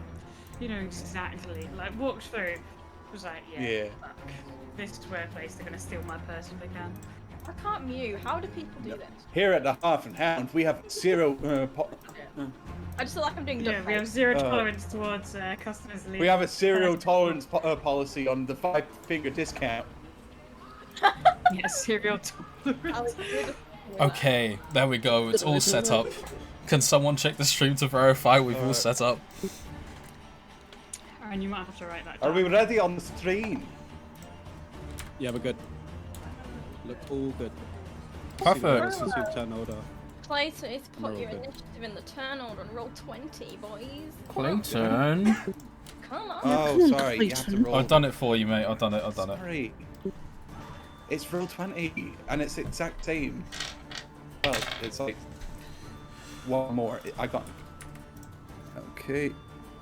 Hang on. Change that real quick. 7. Okay, there we go. So, 7.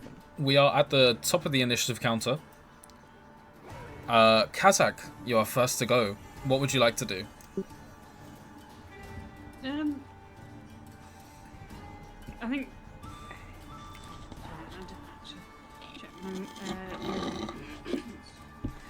He just sort of was like, "Well, good start to the morning, you know, and then just sort of walks over to here and just attacks this guy.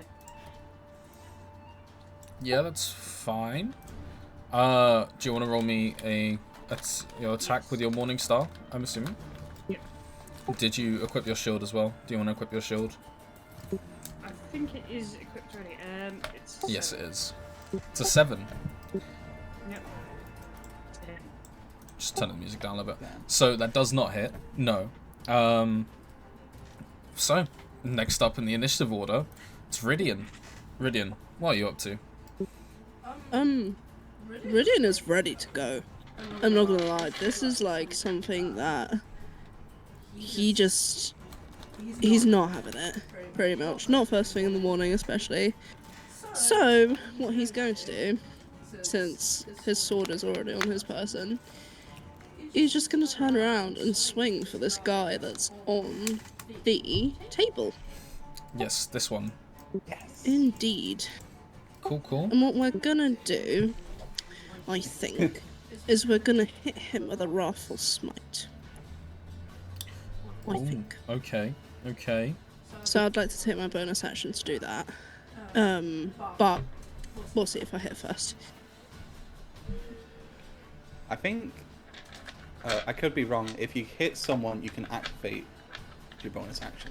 Yeah, Yeah. it depends on hitting it. Good. Right. Mm-hmm. Oh! I presume a 7 does not hit. No. So with a 7, Rhydian, you go over, you swing at this guy on the table, but because he's up on the table, and like he's like just off angle, you're just swinging, you miss. So that's your turn. Rakk, what would you like to do? Okay. I am going to this powder. Can I like kick it, like to sort of try and disrupt it?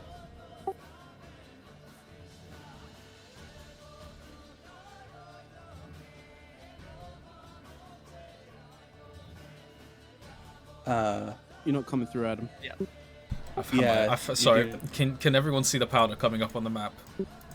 Yeah. Oh yeah. Perfect. Oh, So this is not the next to the heart. this is the trail that I've given the dust a powder. I've given the dust a turn. But yes, this is the trail that goes from like entering to where he was a second ago before he got up on the table. So you'd have to clear each and every one. Is that an action to clear it? I would say yes. Okay. I'll move over and I'll clear clear that one. This one, yeah? Okay. Yeah. It's cleared. And then I'm gonna spiritual weapon Oh. and conjure this dagger right in front of the guy on the table. How do you ping on?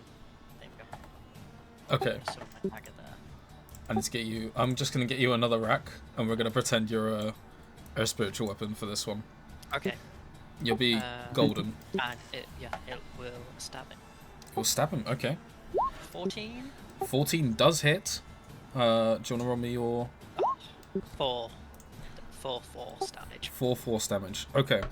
You watch as the spiritual dagger kind of like opens into the world and just goes straight and delves straight into him, and like he kind of swishes off to the side, and you see it kind of like pierce his like stomach, and he gets like a but he is continuing like nothing has happened thus far. Next up, it is him on the initiative order. So what he is going to do is he is going to use his action to cast Aether Bolt. So and he's going to cast it at this this dust piece, that one down there. So he rolls with advantage, and he hits. So he fires at the ground, and it sets off almost like a chain reaction, duff duff duff, on each of the piles of thingy. And it's almost like an explosion of like smoke powder. So thankfully no one's that close by to it yet. But Kazzak, I need you to make me a dexterity saving throw, please. Yep.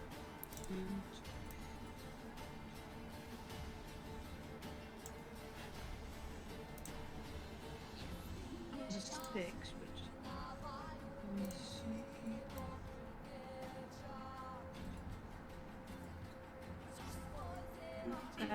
Can I use my heroic inspiration to reroll?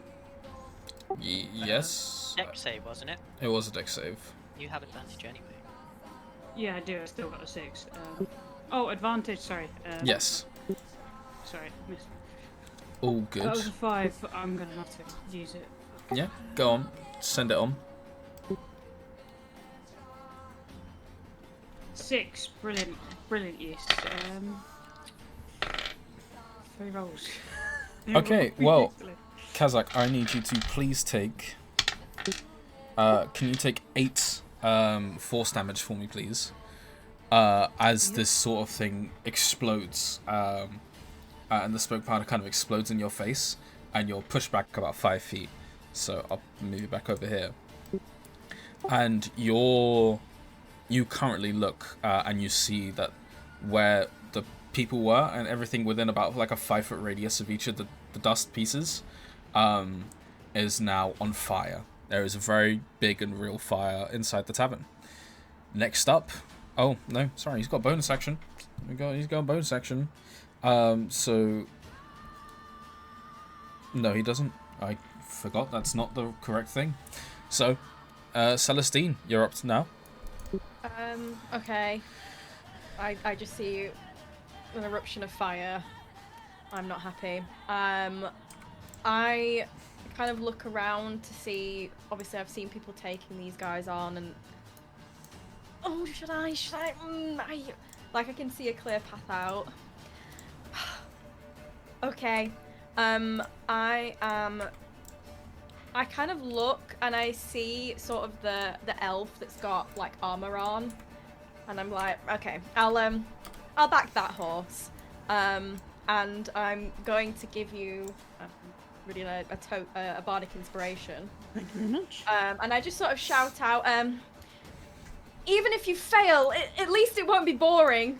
And I kind of inspire you. How inspiring! So yeah, I'll do that as my bonus action, and then for my action, I guess I think I'm going to. I'm gonna just go for a crossbow attack. I'm just gonna pull out the crossbow, and I'm gonna shoot. I'm gonna go for the guy that's near, sort of the elderly looking guy at the table. So Yes. You've watched him just kind of like blown up a little bit. He's kind of like been knocked back by the force of it, so he's looking pretty weak in the first place. So I'm gonna shoot with the crossbow at that guy. Go for it. It's an 11. Oh no, unfortunately not. That does not hit for now. Okay. Oh.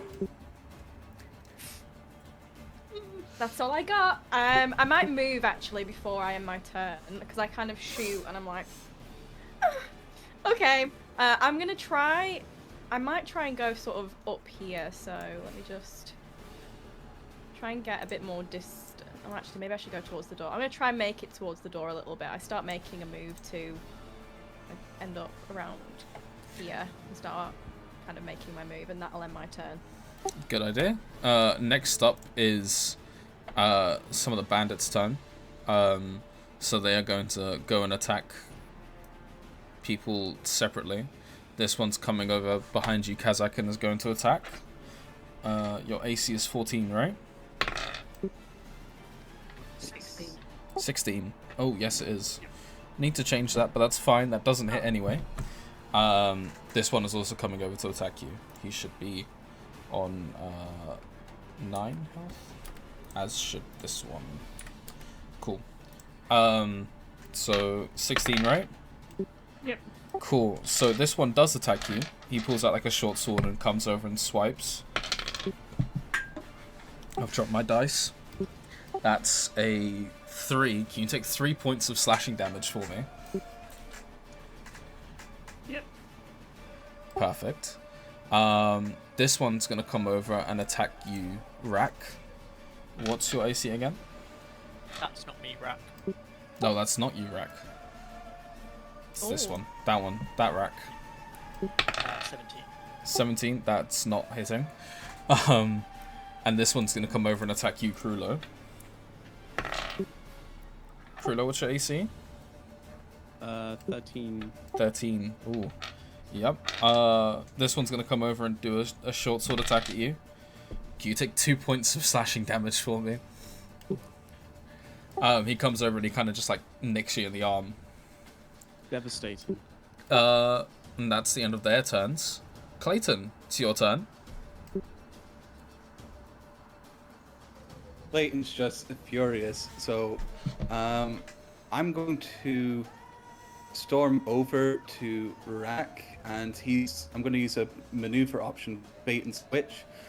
Hang on, let me see what my movement is. Okay, yeah, I've got enough. Okay, so I spell 5 movement, and I switch places from where he's standing, so he, like, I'll be here. So like that, right? Here. Perfect. Yes, and then I increase my AC. I think it's. I'll just checking the dice here. Yeah, it's a D8. Okay. Okay, so I've got 11. Okay, so I've got 18 AC right now. Punch the guy in front of me. Okay, give him a punch. Okay. Does 10 hit? A 10 does not hit. No. Okay, how many people do I see in front of me? Can I see people in front of like the clouds? You can, so the smoke won't really come into effect until the start of the next kind of like round of initiative order. So right now there's some fire, but you can see pretty much everyone in the room. Okay, so 1, 2, 3. Okay. Would a 13 hit? 13? Yes, a 13 would hit. Okay, I'm going to use my Hobgoblin feature, and it's called where is it? Sorry. Fortune from the many. So if I miss an attack or roll, or fail a saving throw, I can gain a bonus equal to the number of allies I can see up to +3. Oh, okay. So yes, a 13 okay, so that's would a hit. hit. Yep, that makes sense. 13. Excellent. All right.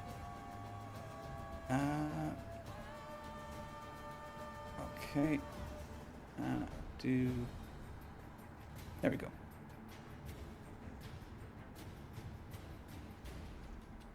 Okay, I do 8 damage. Oh goodness. And I push him back 5 feet.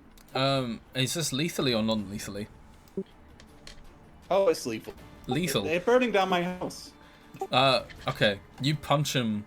You basically clock him so hard in the head, and it's lights out. He is not there. Yeah, I pull like Rakk from out the place, and like as I'm with one arm I'm pulling him, and I just like swinging it across his jaw, and he was like flying feet away. What to hear? Yeah, you see his like body kind of like slumped over as he's kind of like he's gone. He's proper gone. Is there anything else you want to do with your turn? Nice. No, that's it. I think that's it, right? No worries. Cool. So we move on to some more of their turns. This guy is going to move over and fire a crossbow at you, Celestine. Does an 18 hit? Oh. Can you take 4 points of piercing damage for me as like a crossbow bolt like fires, and as you're firing you don't even see it coming, it just kind of like lodges a little bit into your shoulder. Please, I'm too famous to die. And then this other one will position just a little bit outwards of this fire and will aim at you, Rhydian. That's a natural 20. Ooh. So, Beats it. yeah, just about, mate. So that's. Can you take 6 points of piercing damage for me? No, It was quite a sad critical. I won't lie to you. I was very upset with that. I rolled 2 twice. Cool. So that's their turns done. Krulo, it's your turn now. He's just gonna sort of look around, and just go, oh, damn it, take his tie off, and fiddle with something in his pocket. To work. Fiddle with something in his pocket and just sort of manipulate a spheric ball of light and cast guiding bolt towards probably the one just right in front of him. Do you do that at disadvantage because it's ranged? Is there one not right next to me, is there? There is, but because you're right next to him, it would be a disadvantage. Because it's a ranged attack. Not to Where is he people of on your the, party. on the map? I can't see him. So there's one like right in front of you, but Mhm. you need to be outside of melee range for it to not be disadvantage, I think. Okay. There are 2 other options though, very close by. Yeah.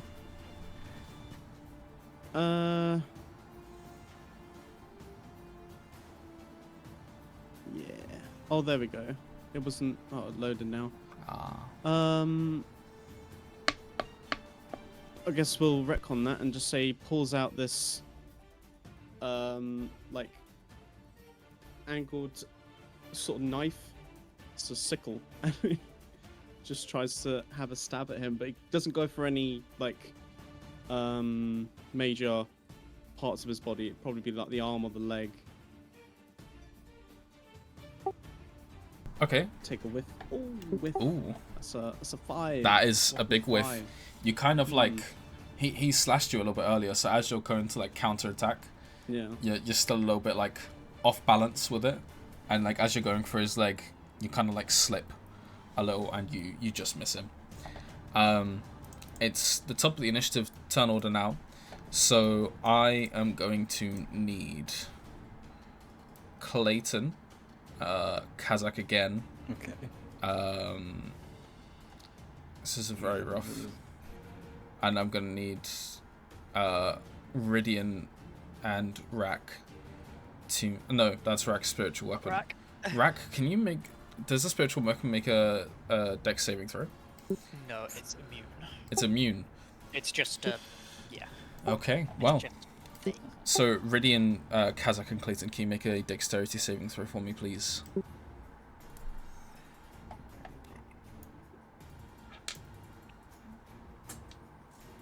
That might be a 1. Oh, that's a 15. 10. Okay. Can... Let me roll the damage. Our first natty 1. Let's go. So sad. Hey, you've got advantage. Last nat 20 and first nat 1, by the way. Kazzak, I you've got rolled with advantage. advantage. Oh. I've rolled with advantage. Kazzak, what's going on, mate? What's going on with those rolls? Let's talk about it. Low blood sugar, dude. Okay, I wasn't expecting. Can you... Or, to go. those who failed, so Rhydian and Kazzak, can you take 10 points of fire damage for me? Cleighton, can you take 5 for me, please? Perfect. I'm really honest, guys. My I have a God. second character sheet. Yeah. Trust Get the me. backups now, fellas. We're off for a rough start. You gotta get that rage on the go. Yeah, mate. I'm gonna have to. Yeah. Well, speaking of, it's your turn, mate. Go on. Get him, son. So at this point, Kazzak's really ticked up of being on fire and just first enters rage like immediately, and then I think as even more angry and does a. No, I'm not gonna reckless attach because I can't risk it. So yeah, it just rages and then attacks this guy in front of him. That's interesting. Oh my god, it's the second nat 1, guys. Oh, 6. mate. This is crazy. It's rough out here. Oh. World's The It's problem rough. with the- world's most the problem effective with barbarian. D&D, is that you can't actually switch to physical die. So I can't switch off my dice. Oh god.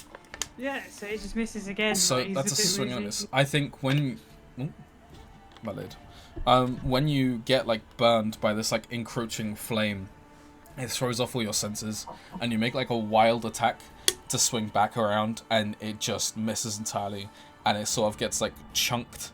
Your morning star gets like chunked in the wood on the countertop, and you're just like you're trying to pull it out. Rhydian, it's your turn now.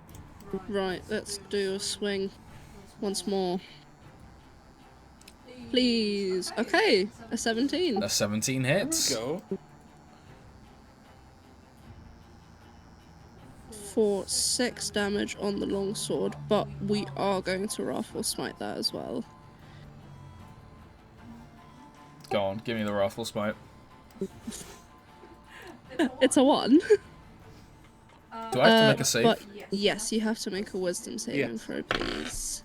That's a 12 on the dice. Meets it, beats it. So that does So nothing. he's not frightened. No. Well. That's fine. We chunk some damage. And I'm going to leg it. I'm going to leg it out of the fire, range, if I may. Yes, I believe he gets an attack Yes, of he would. opportunity. So he's going to take that. He's got a dagger, which he is going to just try and like bring down on you as you leave. That does not hit. So he kind of he swings and he like whiffs as he goes down, and you are able to just run 30 feet. Lovely. Nice. Cool. Next up is Rakk. Are these guys affected by the fire? You mean You have to do. Would it be better if you just like Yes. No, you sorry. muted yourself instead of doing Yeah. No, I'm just. It's because I don't want Rhydian to pick up on my mic, so it's quite. But yes, these guys have been affected by the fire. They're slowly like ticking down. I don't know if you can see on their health bars, but they are getting lower and Including lower. the guy on the table. Including the guy, yeah, he just took 5 points We of can't fire damage. we can't see his health bar. I'll say that. Oh, It's only the It's only a few. Indian guys, I guess. Oh, sorry. maybe that's good. Okay. Maybe that's a Yeah. good thing. All right. I'll stab him again with my my dagger as my bonus action. A 25. Yes, that's fine. How much damage is that? 6? 6 force damage. Cool. And then I'm going to command. So can you make a wisdom save to approach? Approach, yeah. Yeah. And what's the DC for that? 14. Well, that misses. He does not beat it. So he's going to spend his next action just full moving towards you, right? Yeah. And I will actually move up to. Yeah, I'm gonna move up and hop over the bar. Okay. Okay, that's me. Cool. It's his turn next, so he is literally just gonna run straight as far as he can all the way over to you. That's... Well... Does he get an attack if he's just running? He does a dash, wouldn't he? So he'll take a bonus action, so No, he dash. spent his. Entire action, right? Yeah, I believe. So yeah, he'll dash to get over to you, and he doesn't have a bonus action, so that's his turn. Celestine, it's your turn now. I kind of see the older looking gentleman kind of, struggling against. There's quite a few people around him. So I'm going to do... Could I... Can you see sort of these two guys here on the map? Yeah. If I put a cloud of daggers there, could I get both of them within 5 feet or not? Or would it just hit one of them if I put it sort of in between them? I think if you put it on this guy, it would get both of them. Do you want to say what? Do I want to do that? Is that what Yes, you're going to say? Joe. Yes, Joe, please. So a cloud of daggers can occupy half of a space, not a quarter. So it couldn't be on a diagonal. So it's only going to get one of them? Yeah. If I just put it sort of like... Okay. I'll tell you what I will do then. I'm going to instead...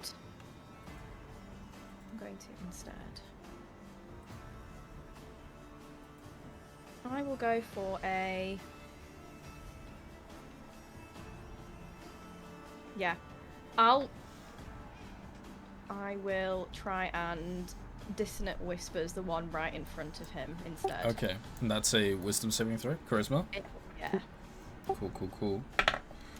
Just at first level, I'm gonna do it. What's the DC for it? 13. Oh, he rolls a 4, so I think you're pretty good. Lovely. I'll roll the damage that you Yes, get. please. So you take some Nice. damage. Let's roll that.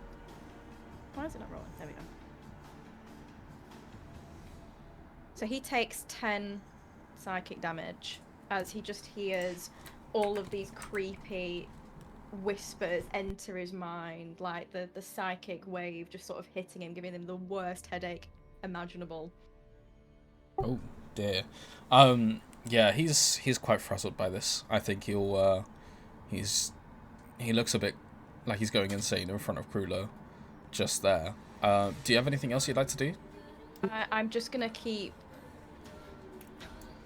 I kind of feel bad that like this guy's right in front of him still, and it didn't quite kill him.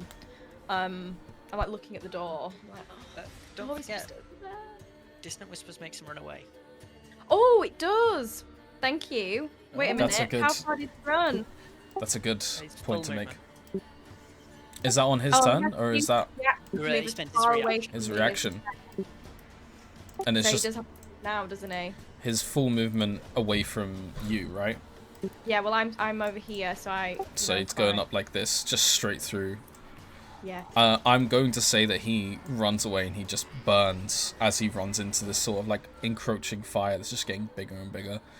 I'm gonna keep moving, but as I'm moving, I'm gonna shout to him and to the guy and just say, I think it would be wise to make a leg and start running. I'm gonna get about here and start running towards the door to get out of there. Sounds good. It's Clayton's turn now. Clayton, what you got cooking up? Okay, Clay sees the fire getting bigger and bigger, so his first thought is to his dog Spud and to like his staff, his family, and he's just like, Spud, get out! It's on fire! If that's my action, very well, but like I need to make sure that they're okay. You hear sort of like a panic in the back room. You know there is a back door. That's where you get a lot of your deliveries in from. So you know they'll be fine heading out the back. I'll say that's not your action. Okay. That's fine. Do I see any other customers about? Or is it just... No, they've all cleared out. Well, there wasn't really anyone Good. like in the morning. Okay.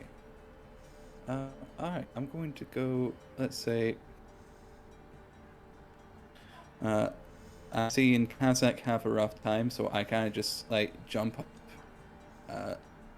on the bar, right where the guy is, and I'm going to give you the bonus action, Fey Gift, help action. So you get about... Before you finish this off, I just want to let you know, if you're running like this, if you're running like to out of the fire and then back in, you'll have to make another dex saving throw. Alright, very. So if you want to go around, Very good.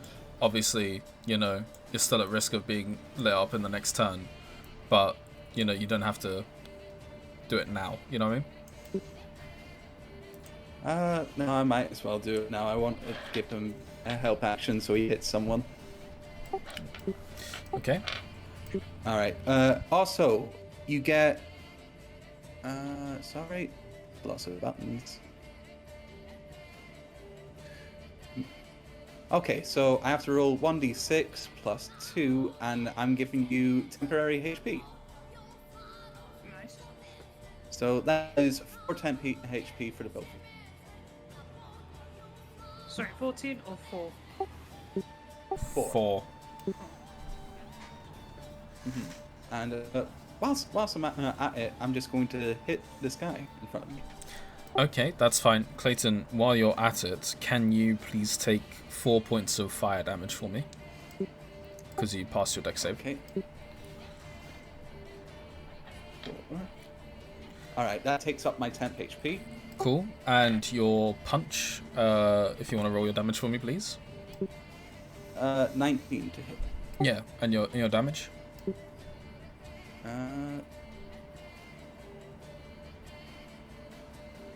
Oh, do I get a reroll 2s? Or is it just ones? No, I got Tavern Brawler now. No, it's only on ones. Okay, so I do about 5 damage. Okay. All good. And he goes 5 feet back, yeah? 5 feet away from me. Cool. So you punch him and he like... Tavern Brawler, man. It's really good, surprisingly. I just kick him in the jaw. You kick him in the jaw, and he just like stumbles backwards. He's not out of the fire, and neither are you. You still have some feet of movement left if you want to do it, but it's gonna encroach another 5 feet at the start of the next round. At the next round. You know what? Can I do a maneuver as I hit him? Bonus action, yeah. No, it's just like on a hit. Okay, what's the maneuver? Tripping attack. Could you read that out for me? Just because I'm not quite familiar with that Okay. one, please. Alright, sorry. Okay, so when I hit a creature with an attack roll using a weapon, an arm strike, I can expend one superiority die to add the die to the attack's damage roll, and if the target is large or smaller, it must succeed strength saving throw or have the prone condition. Yeah, so that's fine. You can expend a dice and add another damage dice onto it. So you're more than welcome And I to just don't know what roll the save for that is. 1d8, I think it is. Is it 1d8? It's 1d8, so he takes 4 damage. Well, And it's a strength saving throw of 13. he's dead, mate. I think he Nice. fails his save. He's a goner. You kick him in the jaw, and he stumbles back, and he like hits the back of his neck on like the stool over here, and it's lights out again. Nice. Quite an efficient man you are. Do you want to Yeah, use any I'm in more? a battle frenzy right now. Are you using any more of your movement? I think I spent. Well, it took 15 to get over here, and it's 5 to get up because I'm on top of the bar. So I've got about 10 feet left 10 now. feet more. Mm-hmm. So I'll move over to him. Sounds good to me. Alright, next up is these fellas with the crossbows. One is going to aim at you again, Celestine. He's not a fan of you. That's a natural 20. That's not very nice. That's fine, that's a 1 on the first dice. Okay, it's a 6. So can you take 9 points of piercing damage for me? And then the other one is going to aim for you, Rhydian. Yep. That's a second natural 20. No ways. Ooh, the DM's coming out to play. Yahoo. So that's point. So can you take 10 points of piercing damage for me there? Fuck, man. And that's their turn. They're just going to move a little bit closer. This guy's going to move out the fire. Yeah, that's a turn. Krulo, you're up. Hi. Hi, Krulo. Well, he was gonna do one thing, but now see that I think he'll Thanks. first of all use could you see the frostbite cantrip just to aim at one of the people over by Kazzak, so that he doesn't have to deal with them. Hopefully. Tuck must make a con save. What, the Ray of Frost guy? Yeah. No worries. Frostbite. Or Frostbite. Did you roll Yeah. for an attack? Oh no, it's just a not con an attack, save, it's right? Con Yeah. save, yeah. That's a natural 1. So Ooh. the 1d6. Yeah. And that's a 6. Ooh. Ooh, yeah. Okay, so that's just a straight 6. Cool. Yep. He is dead. He's sort of like... Oh, that was non-lethal. Nice. That was non-lethal. That would have been non-lethal. So that Kazzak could get away, it would have been... Can you non-lethal to a the spell? leg. You can Can only you? non-lethal melee attacks. Ooh. Ooh. You could shoot him in the leg. Ooh. I think he Wanna shoot would. him I in the think he leg? would aim for the leg. He wouldn't get any major artery or anything like that. He would he would be sort of reluctant to do it. Okay, this... I'll allow it this once, but in a general rule of law, for future reference, Spells. spells do not... Spells You don't get to Okay. decide. The magic gets to decide whether they live or die. Shit. Burning Okay. hands is definitely not a non-lethal Well, I spell. mean, mate, you've knocked him unconscious, but he is still like He's in in the fire. He's on fire Yeah, in the middle he's of a gonna burning fire. die. He's Yeah. dead regardless. But yeah, all right. There's a bit of a, like He moral fine. like Yeah, he knows it'll probably kill him, but he's sort of like that's that moral kind of like, reluctant to do oh, that. it's Yeah. not me, it's the fire. yeah. Okay. But he'll after that run to Rhydian and cast Cure Wounds on them. 2d8 plus 3. Come on. It's 10 heal. Is 10 Your healing. wounds is an action. that's an action, not a bonus action. Was it not? No, healing word is a bonus action if you have healing word. Healing word. That's the one I meant to say. Sorry. 'Cause that's the bonus action. 2d4 plus 3. 9. There you go. So 9 back instead of 10, Yeah. Rhydian. Yeah. Nice. Nice. Not bad. Not He bad. thanks you profusely. Is that the end of your turn, Krulo? Yeah, that'll be it. That'll be it for me. Cool. Next up is... Well, next up, the fire grows larger. It looms upon you all. Oh, man. Uh-oh. And, yeah, things are looking Gnarly. Things are looking pretty dicey for the tavern. Oh, that one hurt. I'm so sorry, everyone. My home! My beautiful, beautiful home! So Kazzak, I need you to make another dexterity saving throw, please.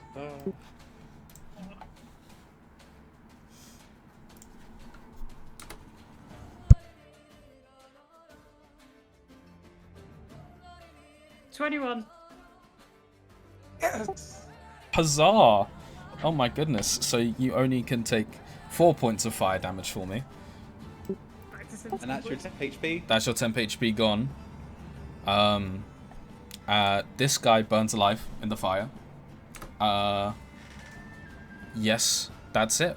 So, Kazzak, it's your turn.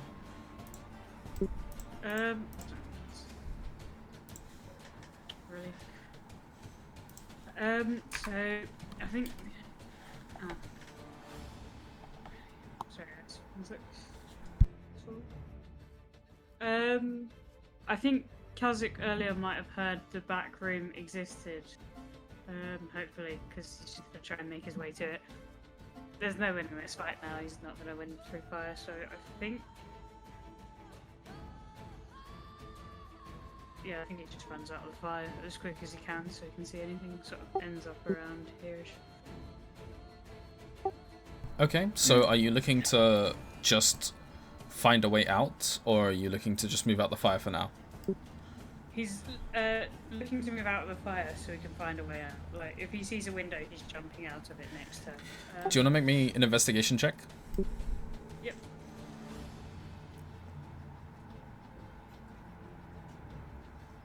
Um, 16. Okay, cool. So you see a sort of door. I'll just highlight it for you with an eclipse. You see a door over here that leads into the back kitchens. There is a window just here that leads onto a cobbled street. And then you have, obviously, the front door, which is currently being blocked off by a set of flames. Yeah. Cool. That's, did you want to do anything else for your turn? I don't think there's anything else to do, really. No? Nothing at all? No worries. It's Rhydian's turn then. Yay. My Rhydian? turn. Let's go for Smackarino. Let's go over here and try and swing for this guy.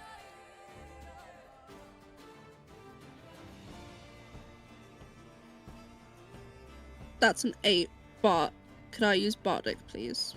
Yes, you can. How much is your Bardic? 1d6. Thank you. Please, please, please, please, please. It's a 1. So that's a 9 in total. Sorry. Yeah, no, that's Right. Not That's very a inspiring words from me. that's a swig and a miss. You think back to Celestine's words and you think, Damn, this really wasn't inspiring at all, actually. And you swing. Oh god, you swing down your sword. You swing down your sword, and he just like steps back, and you miss for now. Rakk, it's your turn. I'm gonna bonus action disengage and head towards the back door. And I'm gonna action poison spray as he sneezes on this guy. Yep, that's what my poison spray is. Okay. A sneeze. Do you wanna? Is it a con save? No. Oh, it's a roll to hit. 17. Well, yeah, no, that hits. That hits definitely. Yeah, it's now a great spell. 8 poison damage. Fucking hell. Yeah, no. He starts Highest damage cantrip. coughing and spluttering all around. And yeah, he takes 8 poison damage as you run out the back. And I'm assuming you're just gone through the kitchen now? Yeah. Yeah, no more, you're not stopping for anything. Oh, no. I'm like stood just behind the door, beyond the doorway. Just beyond the doorway. Okay. Yeah. That's fine for now then. It's going to be his turn. And he has not really been able to do much. So we'll have a look at his thingy. He's gonna cast. He just sees a 6'4". He's going to cast magic missiles on his stat block. So he can't see Rakk anymore, but he can see Kazzak and Cleighton. So both of you, I need to roll d4.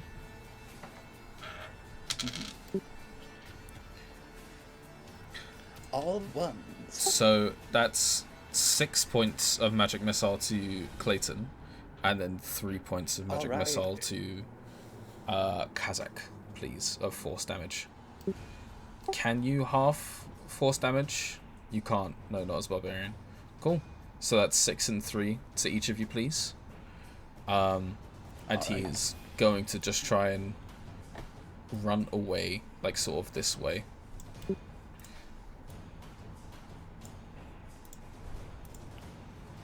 Question. Yes. Opportunity attacks. Yes, Does you that can. involve grapples as well? Yes. Yeah. So because you're unarmed striking, yes, you can. Okay, I'm grappling him. Okay, so you need to roll an attack for me first, and then because if yes, No, it's Grapple. you make an unarmed strike. Uh, You choose to 13. either attack, grapple, or shove. yeah. Yeah, so he has to roll a 13 strength save. Oh, do you not have you made the unarmed strike? Or dex. You're saying? Yeah, you have to make an unarmed strike first, and then I roll the thing to be grappled or not. Or am I wrong? Yeah, Really? no. They're two. So yeah, an unarmed strike covers the 3 options Okay. basically.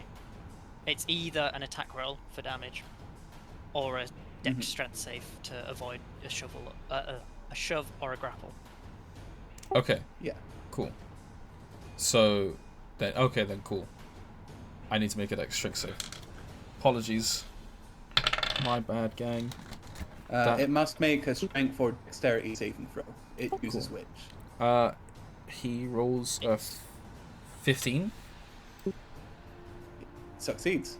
Okay, so he's not grappled, and he just runs on by, but that does mean he runs by you, Kazzak, if you'd like to make an attack of opportunity. Yep. Can I do it with the Morning Star, or is it just unarmed? No, it'd be a Morningstar for you. 7. 7. You've still got your help action. Yeah. Okay. I can roll again, right? Mhm. Cool. 9. 9. Kazzak, mate, we gotta send you to some sort of school. We really do. Come on now. Okay, he runs away We gotta over to here, and he's looking to make We an gotta send you to the farm. yeah, he's looking to make an escape. Celestine, it's your turn now. Guys, Oh, but it is so close, and I'm being mortally wounded.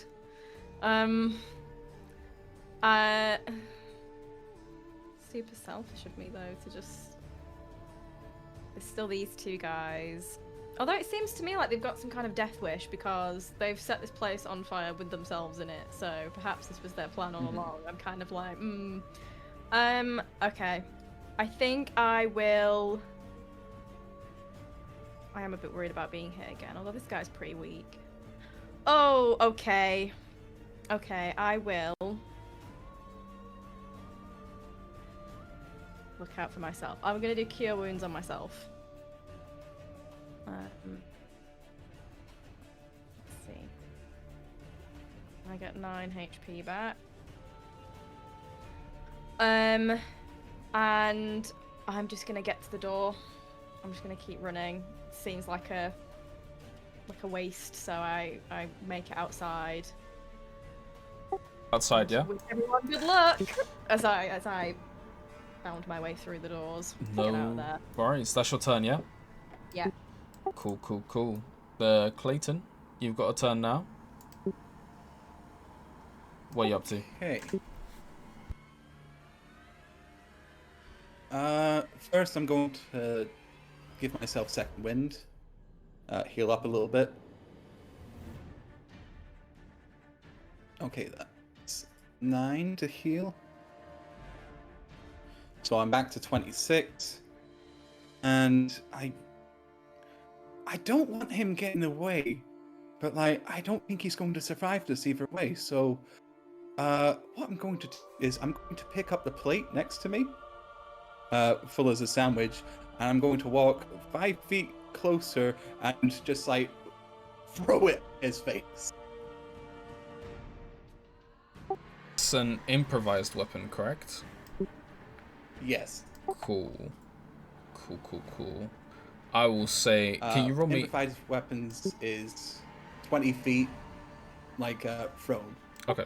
So you can throw it 20 feet, and it's like. Yeah. Can you roll me an attack roll, please? With a dexterity bonus instead of your strength. Dexterity? Mm-hmm. Because you're throwing It's something. not strength? I don't know. Any rules, lawyers? Want to pipe up? I can get it up. He's coming.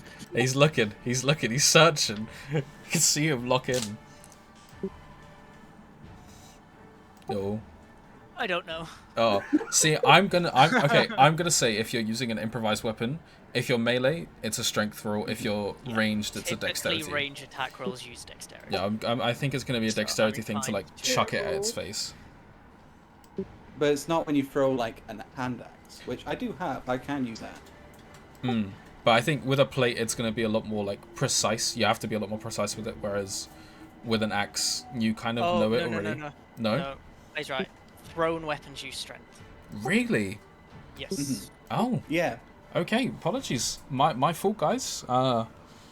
Unless Rookie. it's like a dagger with finesse. then you Rookie use DM dex. over here, guys. God, look at this guy. I'll never throw. I have terrible strength. I will never throw anything. Yeah. What? Okay. Well, throw it. I'll roll. Does a 12 hit? A 12 does hit. Yes. Okay.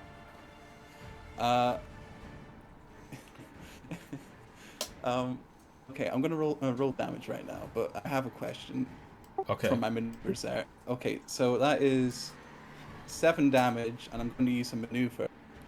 I have a maneuver called Disarming Strike. You know what I'm going to ask now. Is he disarmed? Can I disarm his arms? No. For this one I'm gonna say no. I would disarming strike work with a thrown weapon as well? It depends what you can apply your maneuvers to. Yeah. It does just say when you hit a creature with an attack roll, you can expend a superiority die. Oh no. die. Okay. Yeah. So You can disarm him of his quarterstaff, which he does have, or a dagger, which he does have, but not of his whole arm, which he will very much continue to make use of. I'm just going to use trip attack then. Strength save? 13, yeah. And add damage to it. That is... so that is 6 damage. What, if he fails? So altogether, it's about 13 damage. So he passes. No, wait, that's on the hit. That's on the hit. Oh, because you add another one. Yes. Yeah. Okay. He takes damage, but he rolls for the trip as well. Prone. I get you. Well, he's dead. Oh, no, he's not dead. He's 13. He's close to being dead. He's clutching. The knife like pierces his chest, and he is like hobbled over, clutching his chest at the minute.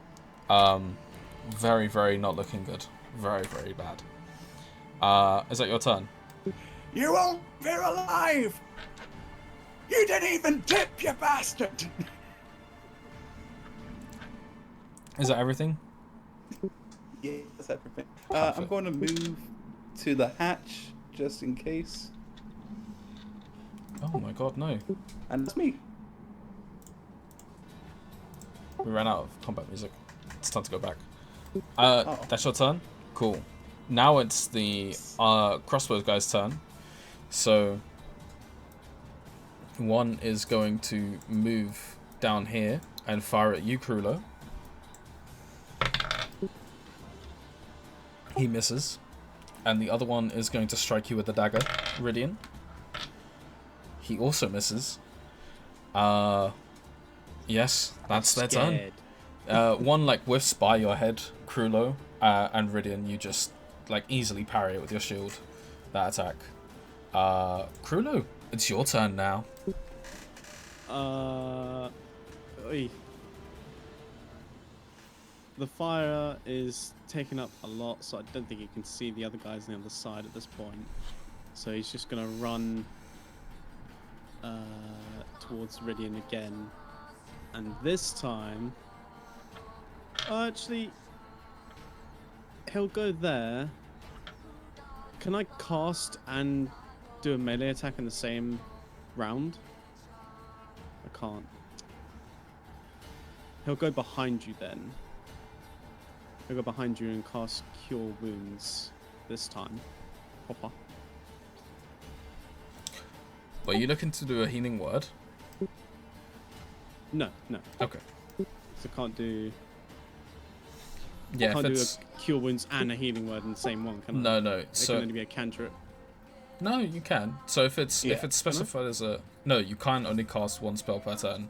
Yes. Yeah. Sorry. But I can cast a cantrip and a spell. Yes. Right. Mm-hmm. Yeah, cool. Yeah, he'll cast Cure Wounds as a main. That's 14 health. Music to my ears. Fucking hell. And pretty much all he could do, I'm not gonna lie. His bonus actions are not a lot. Well, so, that's your turn, yes? I think he'll stand by the door and just sort of wait for Rhydian, like beckon him over, like, come on, this place is gonna go under. Cool. That's your turn. Good turn. Yeah. The oh, I'm still on Eclipse. Oh dear. Well, the tavern goes even more up in flames as you watch Cleighton and Kazzak as this guy gets engulfed by a fire, and he burns. Just burns. He does not make it out at all. Rhydian, the flames are right next to your face, and right next to these guys' faces as well. Like, it's very, very close to being touching and burning and hot. Anyway, at the top of the turn is Kazzak. Yeah, he just jumps out the window. That's pretty much it. Can you make me just a quick strength athletics? See how you fare with that jumping out the window? So, athletics.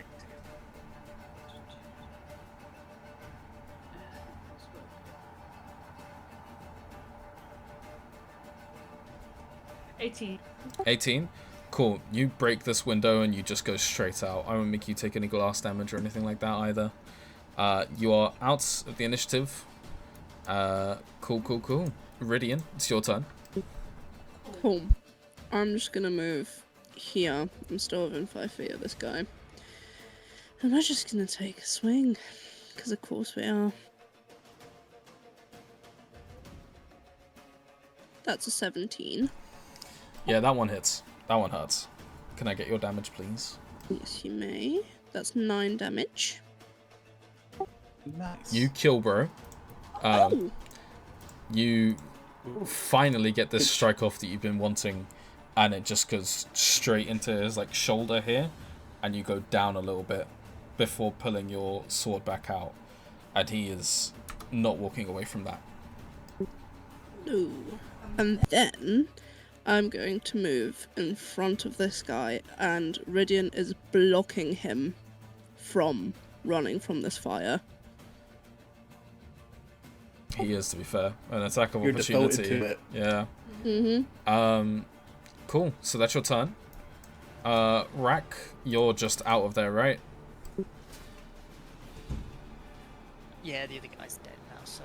He's just gone. Just, Gone straight I'll out. see if I can grab any loose coin on the. You pick up a couple silver here and there. And you go outside the back and you see Spud and some of the other staff members. Oh, thank God. So that's your turn done. Celestine, are you just out as well entirely? I did make it out of the door. Mm-hmm. I'm kind of like, I don't feel good about this. I turn around to see if anyone else is coming towards me. Obviously, I see Krulo making his way, but I see this guy in armor just sort of taking a stand. I'm like, what are you doing? All right. Is the door open? Like, can I still? I can still see. Mm-hmm. Yep. I'll try and be helpful. I'll just go for a. I don't know if it's gonna be enough. Do I want it to be enough? I'll just go for a crossbow. Try one more time to aim, and I really want to try and get it over this guy's shoulder and into the guy in front of his head. Like, try and aim it so I can hit him in the head. Okay. Cool. Do you want to roll Okay. me an attack, please? Okay. Oh. It does not strive towards Rhydian, at least. It just strays into the fire. Rhydian, you like starting to block this way, and you just see a bolt right next to your head as it just delves deep into the flames. I just kind of shout, "I'm a lover, not a fighter," and I turn around to get out of there. And I just keep going. Cool. I tried. You're out. Cleighton, it's your turn. Mm-hmm. I just look around at my my tavern. I'm just like I'm still utterly pissed and devastated. There's no way I can put out the flame. Yeah, I guess I just I look at that. I think all of this worth, and just chase after Rakk and dart out, trying to avoid the flames. Yeah, I mean, I think I disengaged. yeah, I think you'll be fine to just go straight out the back. Like, you catch like a little bit of singeing from the flame as you try and scooch in the door, but yeah, you're fine. You're I out. grab a bottle of rum as I go. And then that's your turn. Yeah, just make it out of my place. Cool. You watch. Yeah, you go out, and you meet up with Rakk and Spud and everyone in the back, and you begin to make your way to the front of the tavern. In the meantime, Rhydian, what's your armor class? It's 20, right? 20. It's a natural 20. What the hell? Mate, I'm rolling nice tonight. So, oh, can you take 4 points of slashing damage for me, please? Yes. 2 nat ones. That's what I get. That's what I get. And he's going to try He and move sounded by so you. disappointed. And he's going to try and move out of the doorway. Do I get an attack of opportunity for that? Yes, yes you do. I am the goat. That's a 21. Oh. Do I roll damage for me? But I don't think you need to. 6. Yes. So he's gone. As he's going, you kind of like slash him on the back. I And- sort of pull him back Mm, by his armor, Okay. and then drive my sword like straight for his back. damn. Cold. Yeah. And that is the end of this fella. I'm not going to keep the initiative up for the rest of it. Everyone's dead. So you all exit the tavern. And you all sort of meet back up at the front of the tavern, where you watch it just in flames. There's a Is sort. my horse okay? Your horse is fine. They didn't touch the horse. But you kind of watch it for a bit. All the staff members come around to the front, and Kazzak, you come around to the front as well, just to see the damage. And there's just a very quiet moment where you're all watching the flames kind of go. And then you hear a shout come off from a little bit deeper into the village, where the market is. Yeah, there's a cry for help over there. Well, I'm going straight on my horse and riding over. I sort of gesture like a arm open to Krulo in case he wants to hop up as well. Oh, you're not speaking, mate. There we go. I think he just sort of he stumbled onto the ground, just staring at the fire, and is just shocked and just heavily breathing. And he sees Rhydian extend an arm. He's like, okay, and yeah, he'll take the helping hand. Perfect. I pull you up on the horse behind me, so you can hold on to me, and then, well, yeah, we're gonna bolt it in the direction of that cry for help. Full gallop. Yeah, gallop doesn't take you very far. The sort of foggy day and the rainy day that's enveloping you, the fog clears out a little bit as you start to make your way there. And everyone you can kind of see in the distance, there's almost like a flash of steel before you see a man in sort of golden and white, sort of gilded armor step out from the fog, bloodied and bruised.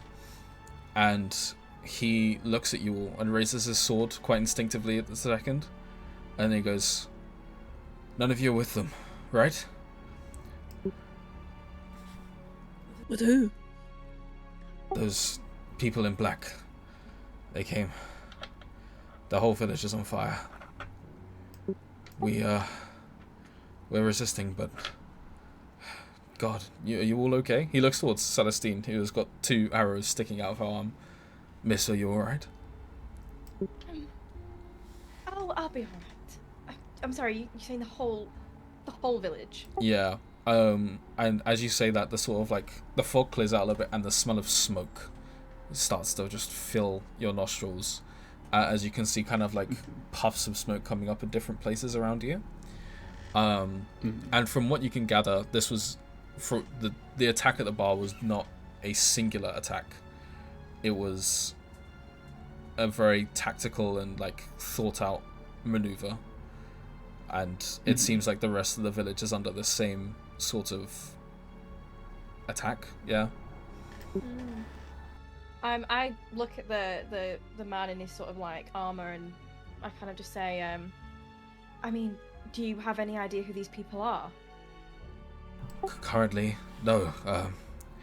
They were talking about an almighty one, the Black Crown, but I don't think that's them. It's nigh impossible, really. I need to get back. I need to help as many as I can find. Wait here, and I will come and get you when the time is right. Well, can we not help? Where are you heading? I'm going to head towards the town hall. It seems like that's where the majority of their forces were. Well, that's where I need to go. I've only got the name of a black town, but I need more. Alright, those who can fight, come with us. Those who can't, stay by here. They're all dead over here, yes? Yes. Okay, well, I threw a plate at him so hard that he almost died. And then the flames consumed him. oh, it's quite morbid. Those What's who are more willing, morbid is my whole way of life is up in flames. I'm sorry. And all of my belongings. Practically no reason. I'm sorry, all of you. We will find out a reason for this. Those of you who want to come with me now. Those of you who wish to stay, stay. Krulo Rhydian turns around a little bit, like, as much as he can crane his neck. And he's gonna get a feel of if you want to stay or if you want to come with. Might not be good in a fight, but I can help the wounded. Then you're coming. I'm gonna go with Rayfarer, please. Yeah. I say all this, but like I like look back to like Aoife and Definite Spud and like see like what they're doing, like what's their input on this. Aoife looks at you and she goes, Cleighton, I can handle myself and the others. Go. Take Rakk with you. I'll handle the rest. Get somewhere safe. I rely on you for this. Yeah, you know the Predator sort of like hand clasp hands, yeah. Yeah, just like great Yeah. clasp. There's a lot of like, you guys can tell there's a lot of like trust and sort of friendship in that clasp of hands. And she picks up a sword and she Give goes, him Melba. you too. And she takes Spud and the other staff members and gets going. She looks at Rakk, if Rakk wants to come. Rakk is just staring at the burning tavern. You can see his fists clenched so hard that they're starting to bleed, and you hear him muttering, "Not again," and tears are starting to form in his eyes. Oh. And you have to break him out of this sort of trance on the burning building. Aoife shakes you a little bit and she goes, Rakk, are you coming? I need to kill who did this. I need to get them back. She nods her head. She goes, alright, go with them. I'll look after everyone else, okay? Just nods. We'll get Rakk. The Wreath Bearer goes, We'll get. what about you? And he glances over to Kazzak. It's been set on fire one more time, and he just sort of walks towards the town hall. Right. And you, lady, do you want to go with the rest of them?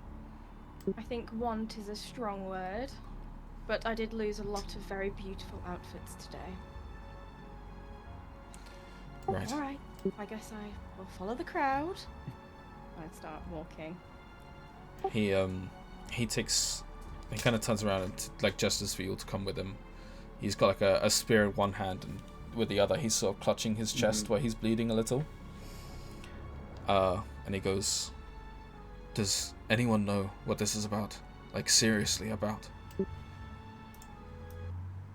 The Black Crown, is it known? Are they known, or is it common knowledge sort of thing, or is it more like, would we know basically? I feel like it's one of those things where like it often, like people are taught about it, but it's one of those things that you kind of forget as time goes on. It's been about 400 years as like you're a history professor. Yeah, that's what I'm trying to say. So you would know entirely about it, but as for everyone else, you kind of, it's one of those things you get taught in a school, but as kind of time and life goes on, it's one of those things where it's like, oh yeah, that happened.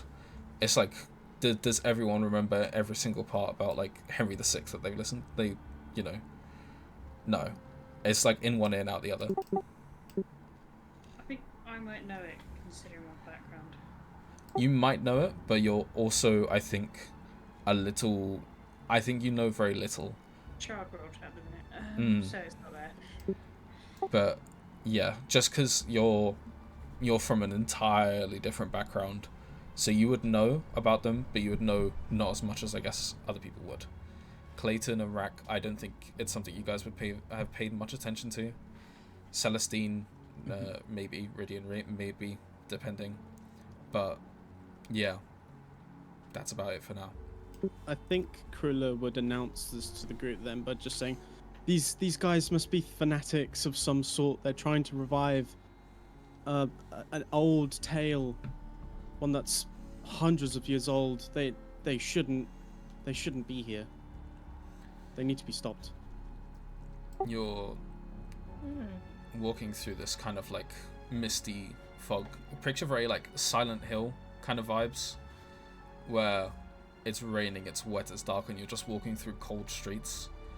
You see some men and women on the floor, dead. Some civilians, some wreath bearers, some members of this Black Crown. And you're all kind of heading towards this larger fog, like a smoke, kind of like smog in the center of the town. And upon arrival, the fighting seems to have ceased, and there seems to just be collections of bodies and people trying to gather their stuff. There are cries, children are wailing for their parents, their brothers, their sisters, mothers and fathers also just mourning the loss of life that was here. And you watch as some of the wreath bearers kind of gather around, and they stand up on like a small pedestal in the town square, and they go, anyone who's missing someone, please come here. I need names. And Can I, as they're doing that, can I kind of create like if I do like a sort of effect around that person, so they kind of light up a bit, so that people can see them easier to go over to that space. Like if I use Druidcraft to kind of like create like sort of like almost like spectral fairies sort of floating in that space. Yeah, you create almost sort of like a big like halo ring behind him of like little fireflies and stuff, which kind of like makes him stand out from the sort of fogginess of everything. Yeah. And you see just behind him on this pedestal, there are just like people are collecting and putting the dead bodies there for people to like identify and stuff. And they're like, please, if you know anyone here, tell us. We're creating a list. And yeah, do you guys want to do anything at this moment? Do I recognize anyone in the pile? You recognize some locals, people who came, regulars. You recognize some market people, a wreath bearer that came in one evening for a nice relaxation. It's just on the ground before you. Yeah, they might have like repelled whatever invasion or attack was going on here, but not without a very great cost. Is that Can I armored guy still with us? Oh, go on, sorry. I was just gonna say, can I spot any healers? You can spot like so there's like a bunch of seeming like the wreath bearers all in their like gilded armor.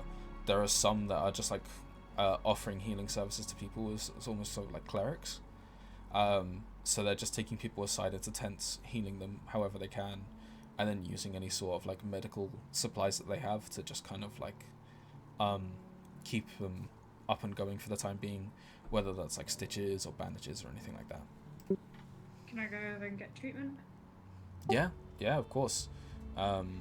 You take a second, you're in a line for a minute, and then you're sat down, and this male cleric, he's in like his full armor, and he goes, show me, where are you hurt?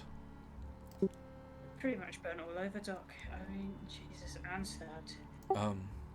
All right. He looks you over, and you are burnt. You're quite fairly singed, and he goes, "All right."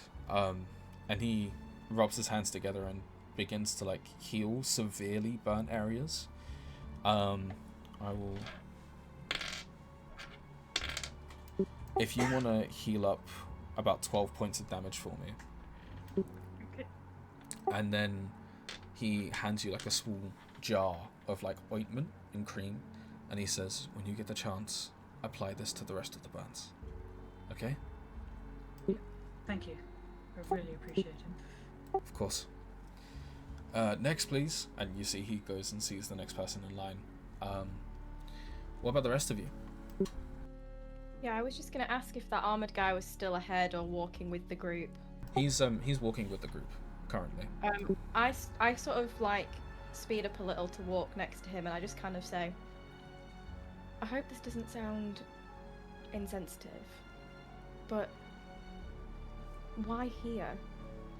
Like, this is a seemingly very small village, town. I'm not from here, so I don't really know, but like groups like this, they'd pick targets, they'd pick places of influence. Why attack, you know, the common folk? We're not sure right now, to be honest. We had a when they first attacked, it was just bombs and killing people and shooting people, but a couple of reports have come through that they were almost taking people away. So some members of some civilians were picked up and taken off into the fog, and we have no clue currently where they are. That's why we're running the identification process. We need to know who's here and who's gone. I don't suppose you have any idea where the mayor is? He See the town hall? he looks around actually for a second. He goes, "No, he should be here. Give me a second." And he walks away. And he comes back to you a couple moments later, and he goes, "He's not here. He's not at home either, from what I've been told." That unfortunately makes a lot of sense. Thank you. I go back and I kind of like disseminate this information. I kind of say, well, it didn't seem like they were trying to take anyone like us from the tavern, but they have taken the mayor. You think they're Maybe after they're people trying of to ransom influence? I kind of like nod to Krulo and just say, if I was a fanatical, powerful, conquering group, you take the powerful people out, the people with influence, maybe even, I don't know, take them under your wing. I don't know exactly what they're wanting to do. I vaguely remember hearing of the Black Crown, it's not something familiar to me, but if there are any other influential people here, I guarantee they'll have been taken as well.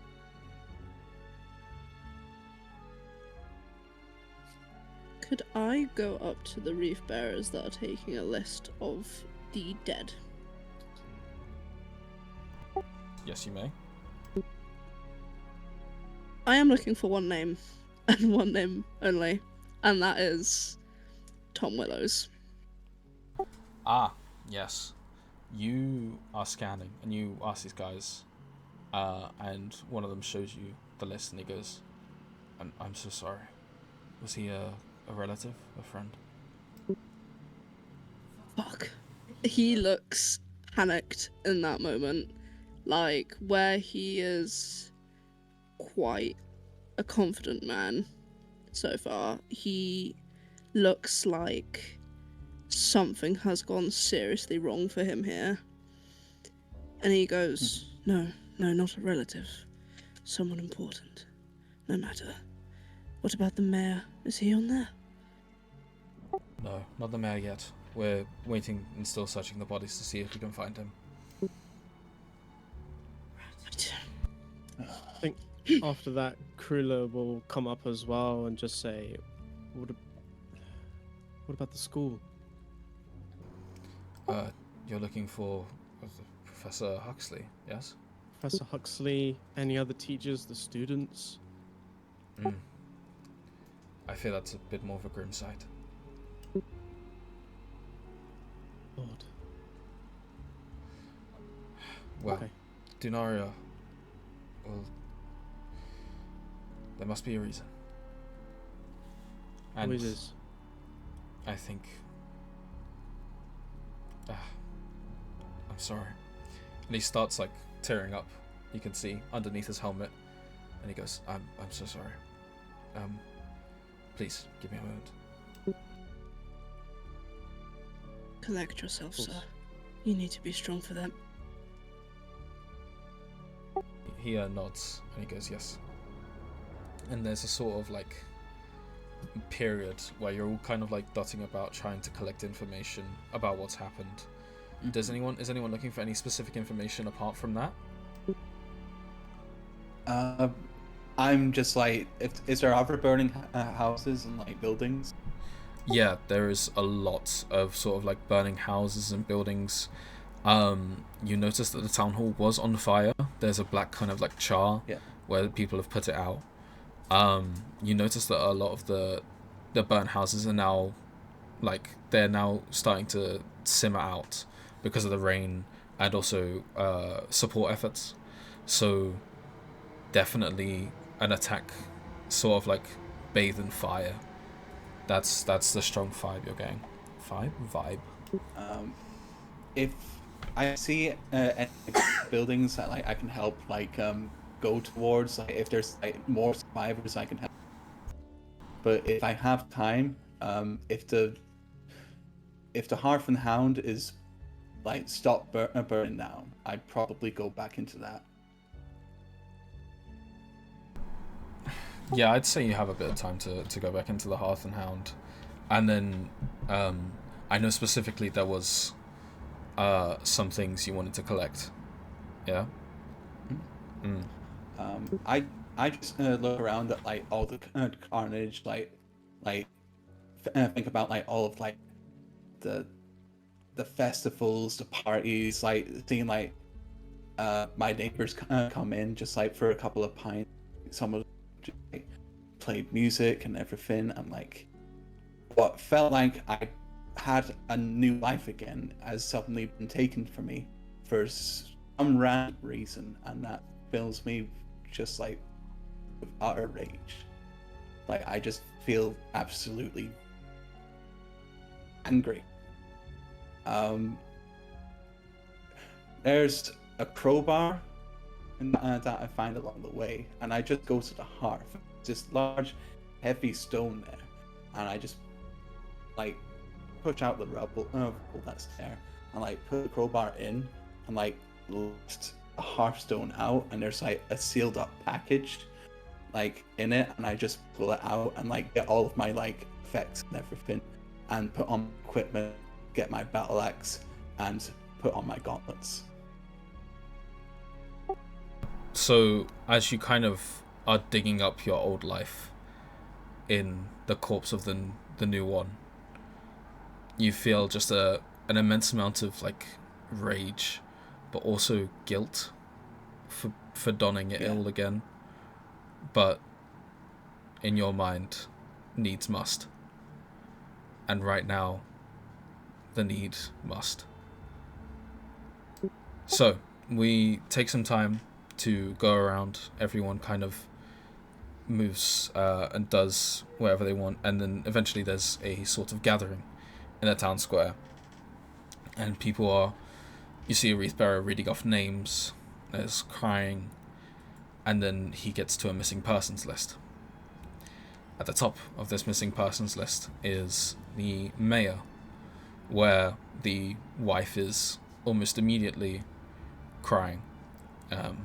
She is overcome with grief and emotion. A couple names down, we get to Lord Reginald Huxley is missing. And we finish off the list, and the wreath bearer in charge of reading it goes, "Now, we are looking for volunteers. We have tracks of where the main force may have gone off to, with the mud in the road, the carriage wheels, and the footsteps. We have a very certain idea that they're heading towards the coastline, near the ferry and the ports. We are looking for a small team to scout this out, and even go and perhaps retrieve our missing compatriots." I sigh, and like my hands fisted, and I'm like, oh, I better be compensated for this. And I start to raise my Too hand. right. I'll help. And it's almost painful to put her hand up, but she does. I'll volunteer to bring back your missing. Rhydian's arm shoots straight up. He is on that.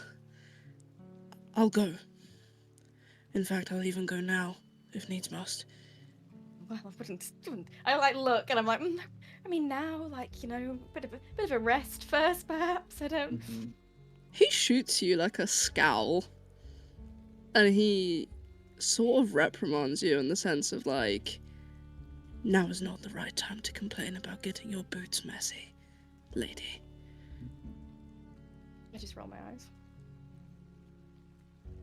I just I'm I've donned my armor. I look like a 6'4" tall, iron golem, and I just walk to the crowd, and I'm just, what next? Are we all gonna just sit there and this is it? Or are you gonna pick up your weapons, find who's responsible for this, and make sure that it's well goddamn known that they can't get away with this?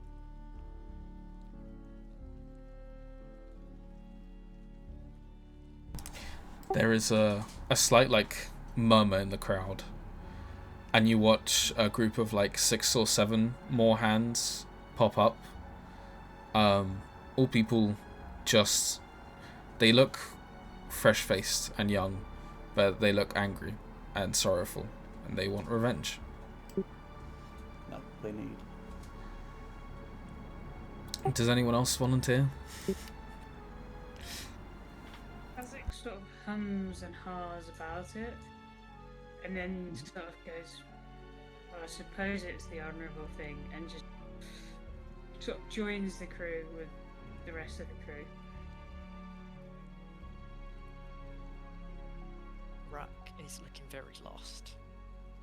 He doesn't raise his hand, but he is just sort of following Cleighton around. Just this sad shadow behind him. I just hold out a hand to my friend and just look. It's all my attention on him. It's no more. He just looks to the floor, follows.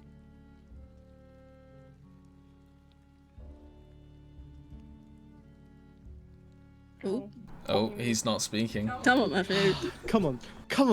I think Krulo was feeling very out of his depth and not feeling like it's his place to take part in this. But after hearing Cleighton's speech, I think he's sort of motivated to help in any way, shape or form that he can. So he'll just be like, I'm with you all. Go get these bastards. There is it takes a little bit, but you are all sorted into what seems like 2 teams. All of you in one, and the other people in the other. You are provided board for the evening. People take you into their homes, they feed you, and you are sent off with a health pack. Sorry, 3 health potions, which are divided equally amongst you. And the chief wreath bearer, talks to both teams beforehand, and he says, "Those who bring home our missing friends will receive a reward of 100 gold each. We are truly indebted for you for volunteering, and any way we can help, we need to know."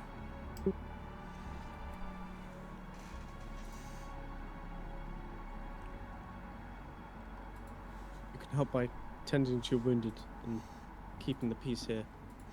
Of course. The rain continues for the night. You all get a long rest into the morning. And it is quite telling of how you all feel.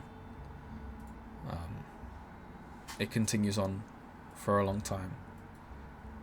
And just as you're about to leave town to start on your mission to go look for these people, you're all stopped by the smaller, like, human prosthetic barman.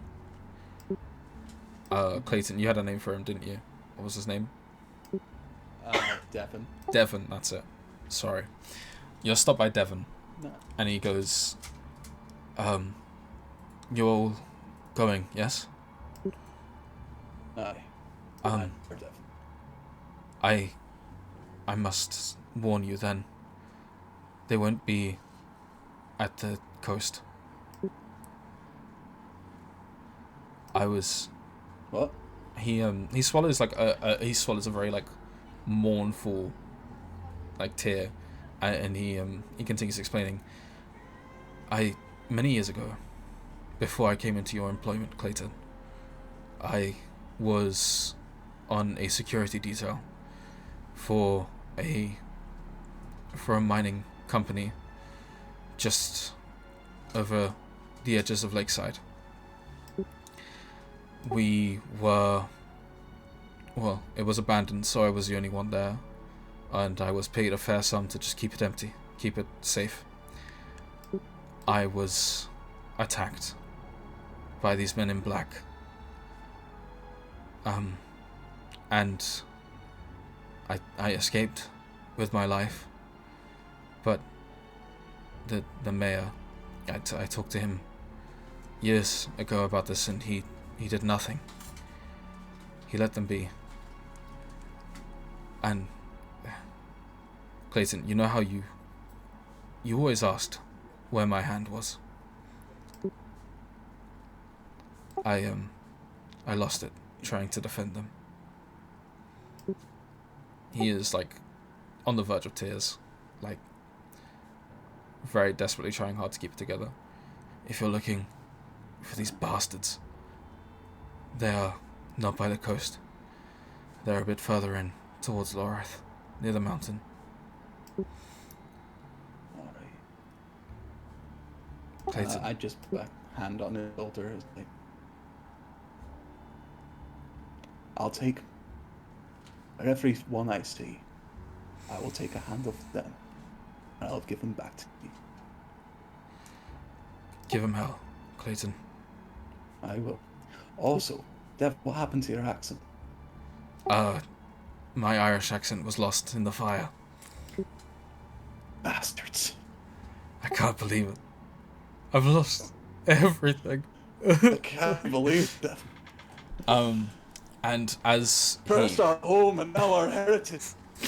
and as he lets you all kind of go on into this uneasy and suspenseful travel to where they might be, that's where we're going to end our first session. Yay! Yay! What a happy sour note to me. Bloody hell. Hey guys. Things did in fact fall apart. Yes. Indeed. Things fall apart. don't know if they Yeah. fell apart or they got burnt to ashes. Well, I think at some point the wood starts falling apart. You know what I mean? Dunk, chunk, chunk, all over the floor. Yeah, do I get insurance for this? Activated charcoal. Clayton's got no insurance. Yeah. He's got to build it all back up, mate. Fuck. Wait, no. I That was was, too cheap. I was in charge of fraud. No. Damn it, Rakk. Thank everyone Yeah, for watching. supposedly this is the. Really Thank you, appreciate everybody. it. You've had Have a this wonderful Thanks, night. Adam. We'll have a wonderful night, and we'll see you in 2 weeks for session 2. Oh. So, not the 27th, Bye, the week everyone. after. Bye bye, guys. Bye. Bye.